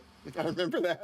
And like, that's the thing is we went for this real short status from where we ran away from everything to we could handle it to now, like, they're world-shattering creatures that we are fighting every time. And it's been really interesting because, like, I joined the campaign later, and, like, literally you were like, oh, yeah, there's a disease that everybody has, and by the way, you just caught it. And it was, like, my 5th episode. I was like, what? And you're dying. And the countdown begins. Mike's messaging me in Signal, and he's like, it's par for the course, buddy. Get used to it. Well, I think we all had that conversation. It's like, if we don't get this, what's Bishop going to do when everybody just dies around him? And he's like, go home? Like, I mean, what are you going to do?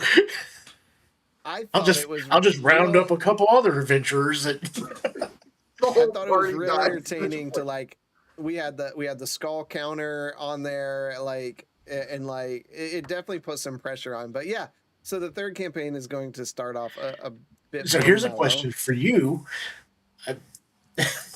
So it has been very clear that there has been numerous times that we've almost had a TPK.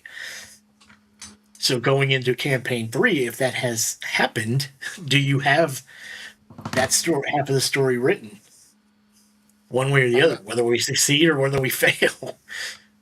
So yeah, the way I think about it in my head with this one is if we're only like halfway through the story and there's a TPK, there's new party adventures and we pick up in a different part of the world, same stuff's going on, but new things, right? This late It's not as effective towards us. Yeah, this late in the campaign, and the people watching may not realize this, but we reach a point where I tell the players like, if you die, like there's no rolling up a new character, like you're done till the next campaign, because it just doesn't make sense to have, like, oh, let's introduce this new player like as we're level. I'm 18. Reginald.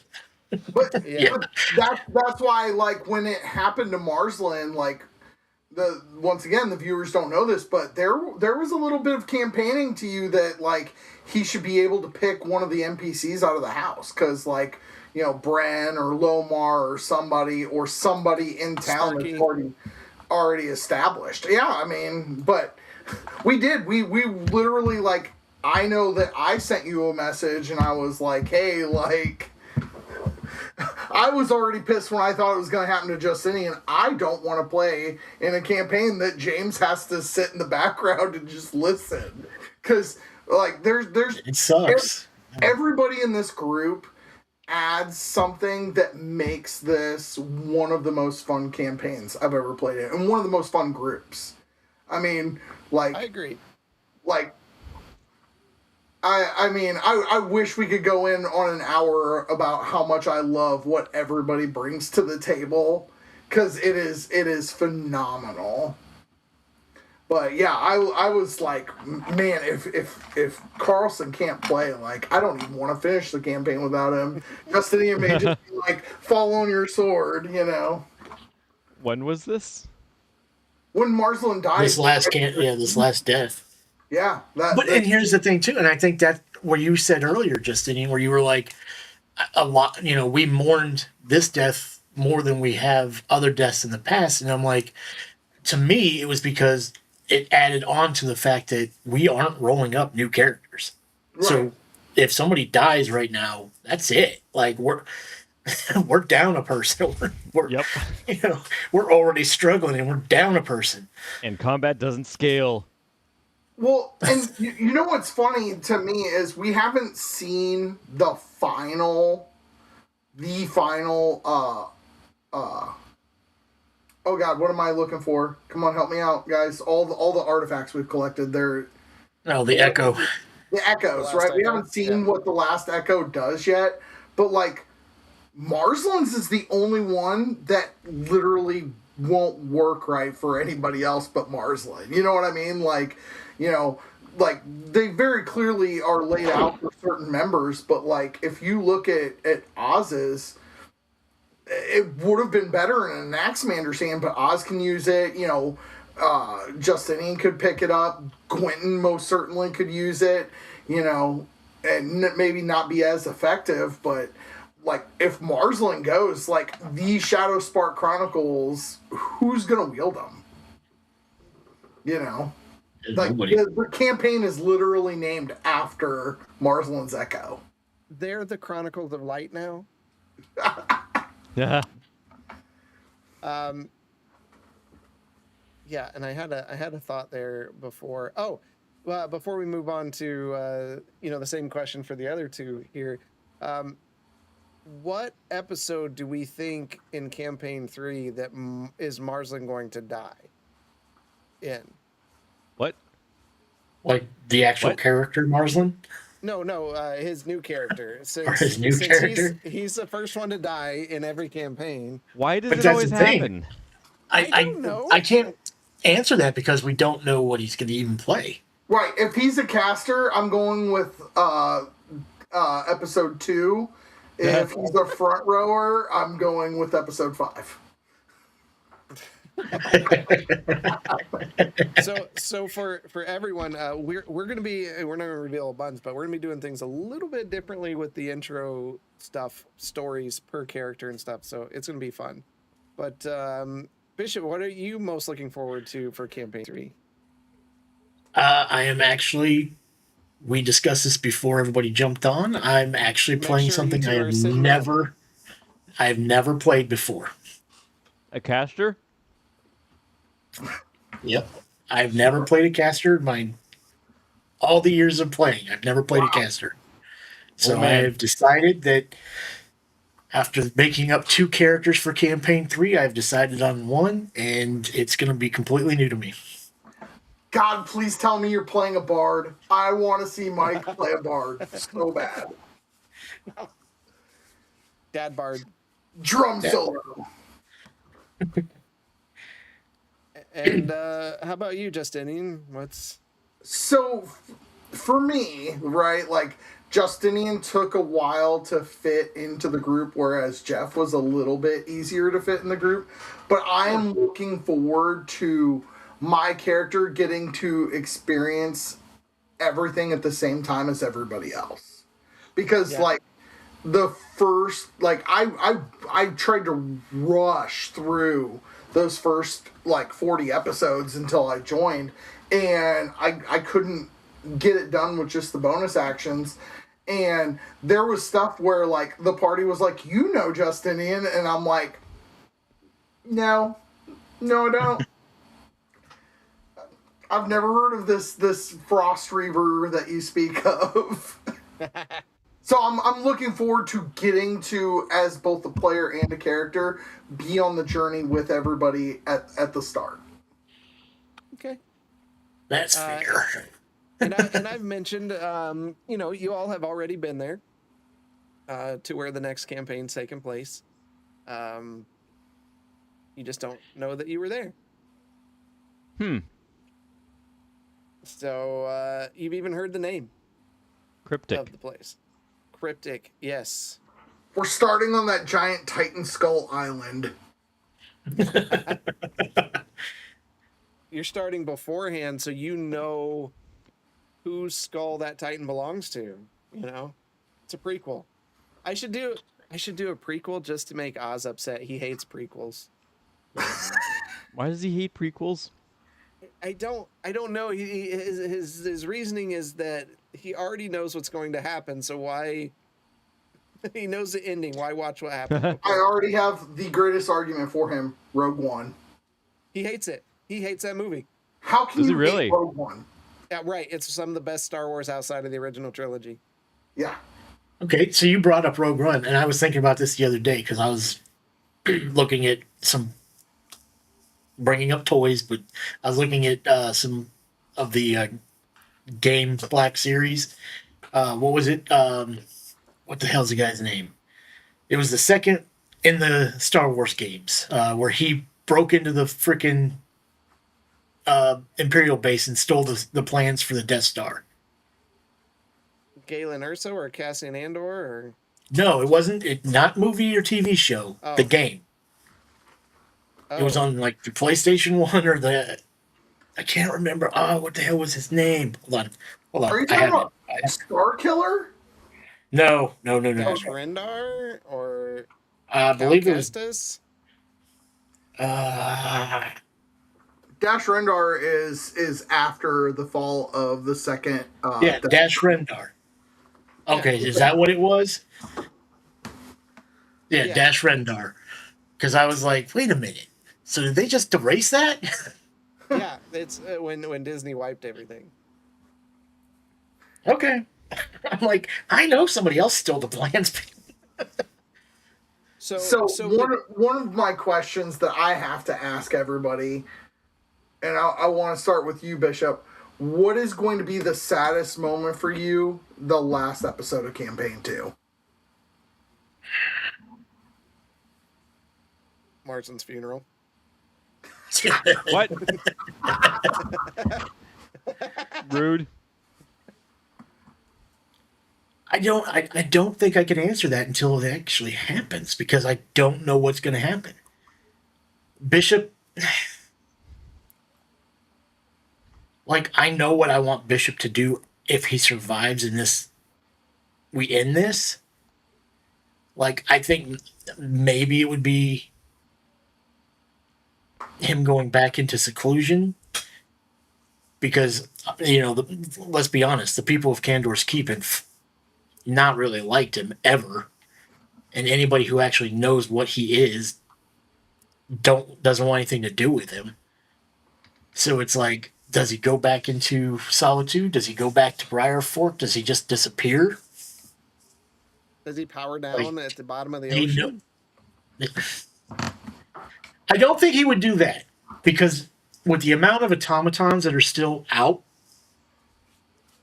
like, the Shadow Sparks have brought quite a few of them back. Yeah. So we still don't know, where they could be, what they're doing.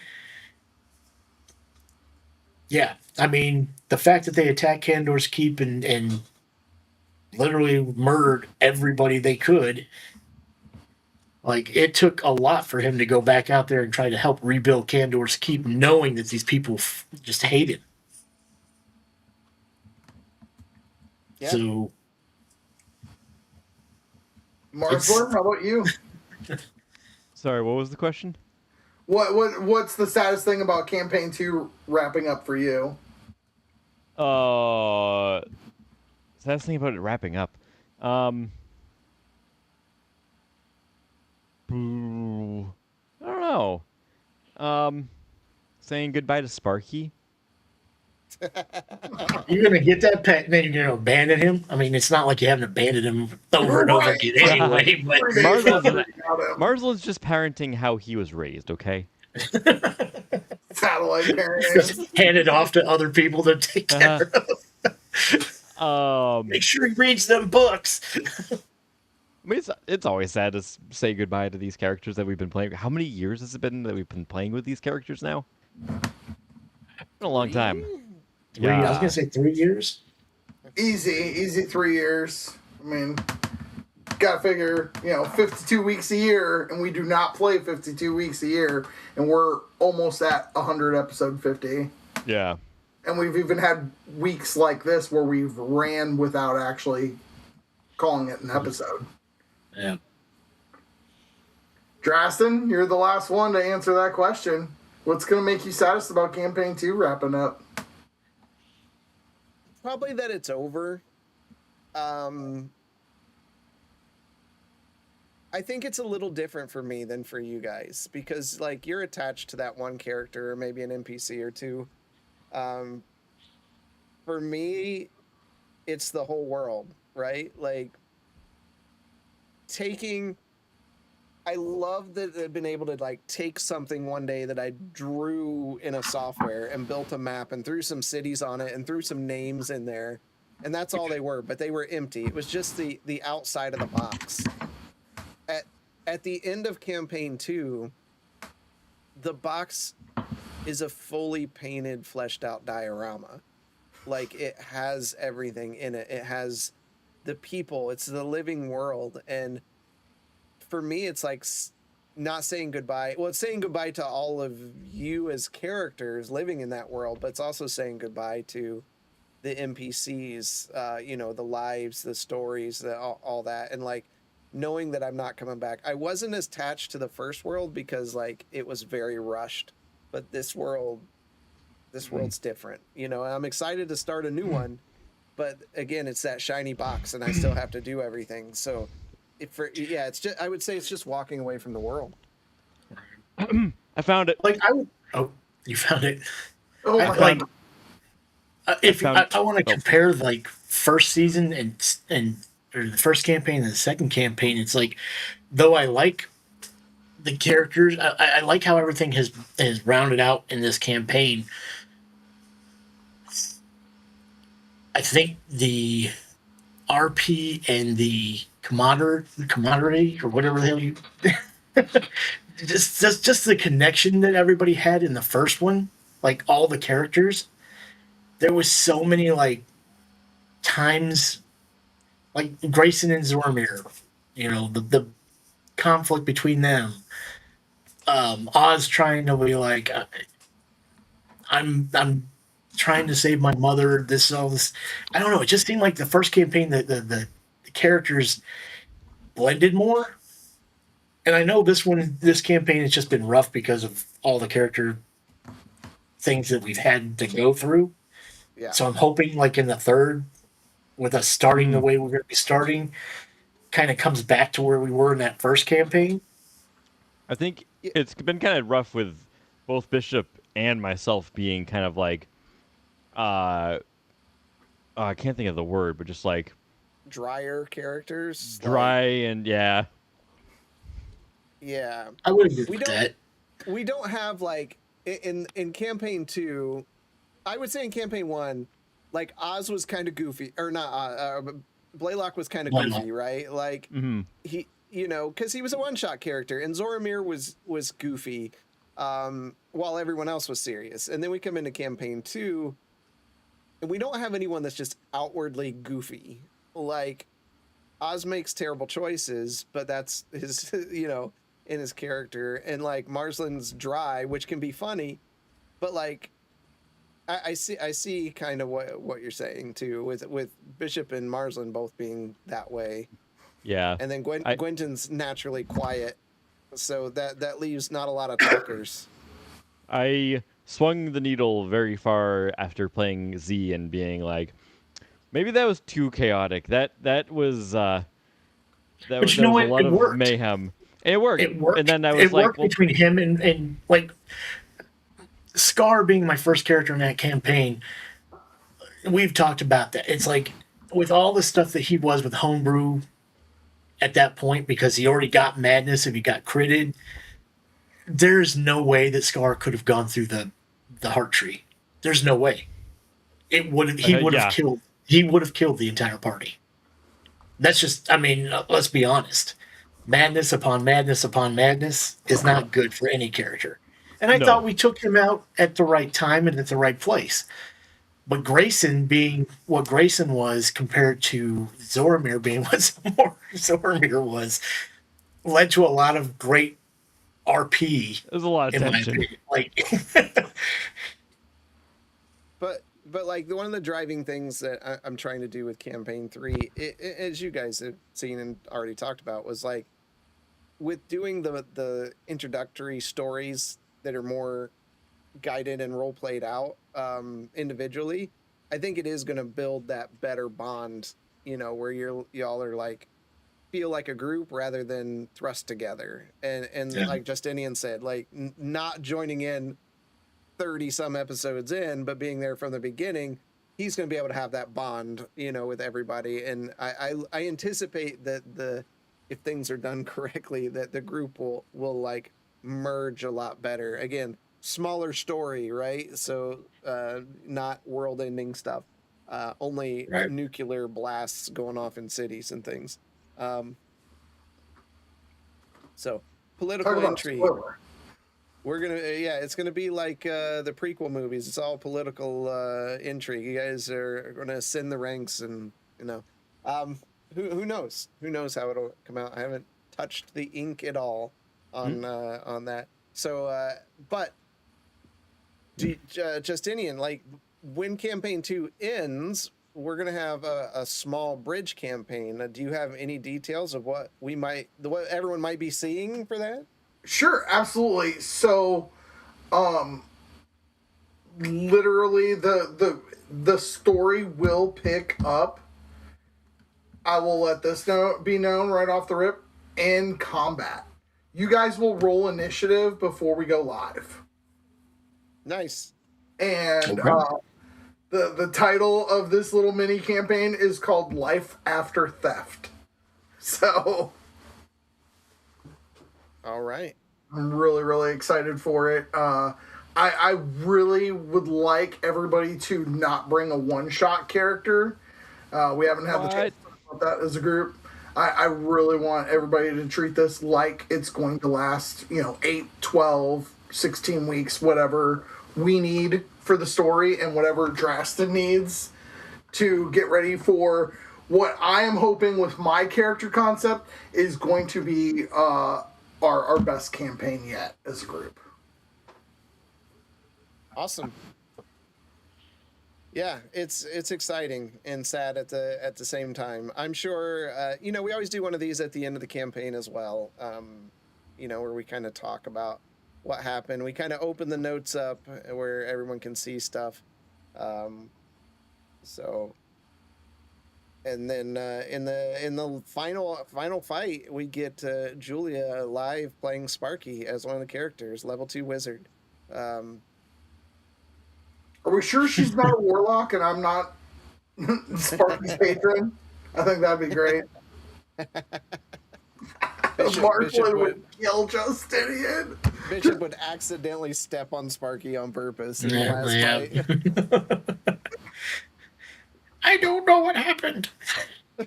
Too much chaos. So, one thing we haven't done in this campaign, even though we have the tools to do it, because of our transition to EVMux as late as we did, is we hope to have more guest appearances in the other next campaign. Well, like we did them fairly well in the first one, but it was a real nightmare camera-wise, setup-wise. It's a lot easier to do this in our new software. So, and I think when we've only done it one time this campaign with Cameron. Yeah. No, it was Lathis, Mr. Lathis. Was it Lathis, Mr. Lathis? Okay. Yeah, but I don't think we had EV Mux yet. That was we did not. Time. We did not. But that worked out well with it being him just being a guest character, comes in, he helps us, and then they leaves. Yeah, couple weeks. With all of his men's gold. Hey. I came with 7, I left by myself, but I'm rich as fuck. Right. Hey, and we may see him again. You never know. You never know. So, yeah, that's what I'm looking forward to as we move forward with all of this. It's been quite a pleasure to I mean, God, guy, we've been playing D&D for a long time now, like 6 years. A lot of people can't say that, and everybody shows up pretty faithfully on Mondays. So, as we have 2 empty boxes out of one. Hey, that's well. One is completely legit. The other one, I'm questioning. Either way, it's fine. I mean, it's good to take a break, especially as tense as it's been the last few weeks with what's real, what's not. So, we're going to have some fun with this that. has definitely been a mind fuck. It's what makes it so great. The good thing is starting campaign 3, like I'll have all the 5.5 new monsters to use, the lower level ones that we haven't had a chance to use yet. We'll have the Ravenloft monsters. Definitely. I'm still going through that book. I like all the other like Dark Lords, man. I'm like, holy jeez. They added a bunch. But you know what though? I don't think so. I don't know if it's canon or not, but like, Lord Soft? No. Night of the Blood Road. Yeah, but I don't think he's in the book. Oh, really? Like I said, I haven't gone through all of it yet, but I'm like, I know that they pretty much gave him his own dominion because he was pissing off Strahd. But before we close out, y'all got anything? I thought this was a lot of fun. This was a lot of fun. Are you able to roll the clip of the naming of the group? Do you know what the timestamp is? Is that what you sent? The actual timestamp? I updated it to the actual timestamp. Oh, you edit. Let's see if I can do this.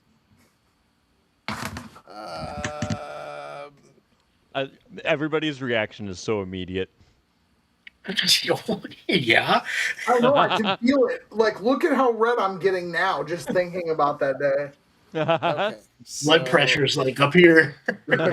Let's go down to this, and I should be able to say, yep. All right. Hey, Let me look, I check was making the same face I am now. Okay, that should be going over to the browser. So, is there something you all call yourselves instead of just you and your friends?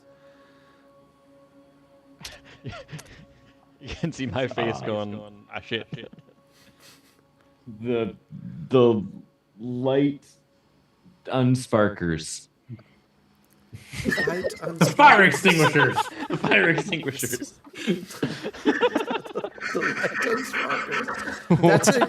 That's a unique. Whatever the opposite of Seems shadow like- sparks are.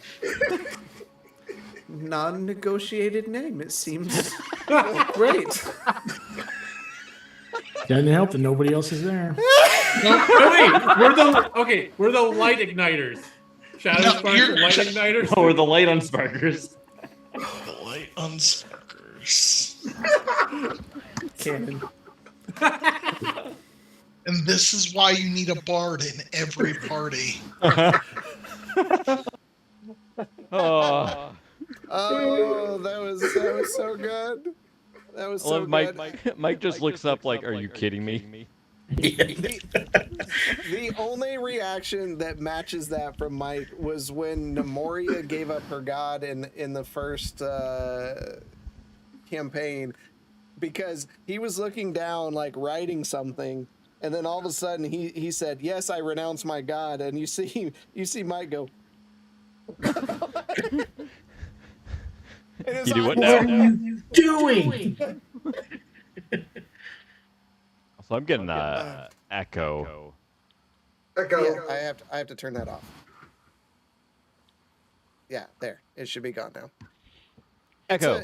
I think it was more of the fact that it was you and him had discussed it, and you told me what you guys had discussed, and I was like, oh, okay, Yeah. so he's just changing his subclass, and then he does that, and it's like, wait a minute, I thought he understood what he was doing. He doesn't understand what he's doing. Guess He not. Did not. So, well, that's all I got for tonight. This actually went a lot longer than I expected it. But that's good. Thank you, everyone, for your comments and questions, and for the group, and thanks, of course, to all the players.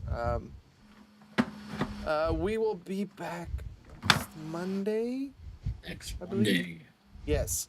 We'll be back next Monday with the continuation of what's happening in Malarak's cave. As always, We're all dying. Yeah, we're all Who gonna die down here. knows? So good.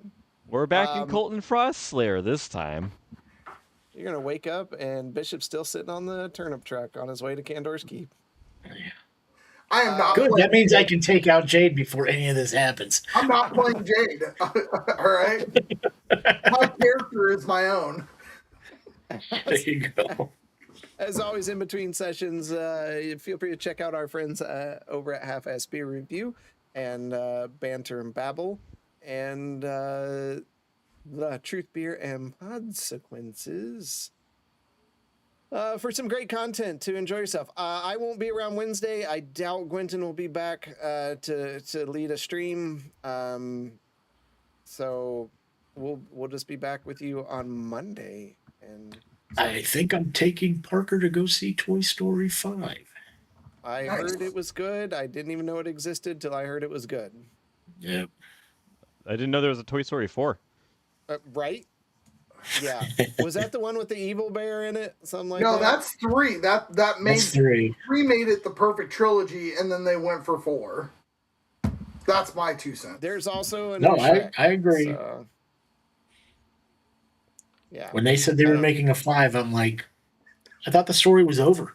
Right. You kind of finalized it in 4. Yeah. Yeah, I don't know. But to all our friends listening in on podcast service, whatever the Apple Music or Spotify, thank you for listening in. And of course, we're now streaming to Instagram. So as we try to reach more audiences, don't forget, if you like what you saw, give us a like or follow on YouTube or Twitch, wherever you're at. And until next time, we'll see you in the dungeon.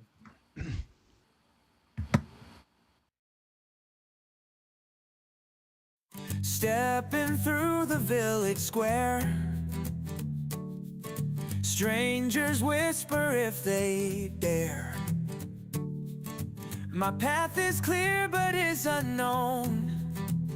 Step aside or catch my glare. My business is my own.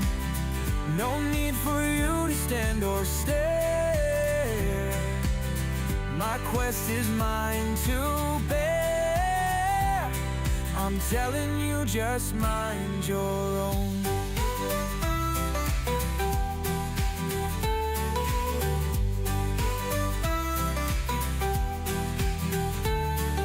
Treasure gleams in the morning light. Wanderers beware my might. I delve to dungeons deep and unknown. Hear my words, now mind your own. My business is my own. No need for you to stand or stare. My quest is mine to bear. I'm telling you, just mind your own. Be afraid of my might. I lick my paws in plain sight. Fire started by my might. My business is my own. Campfires are not enough, no. Burn it all and blame someone else. Fellow travelers or strangers know my business is my own. My business is my own.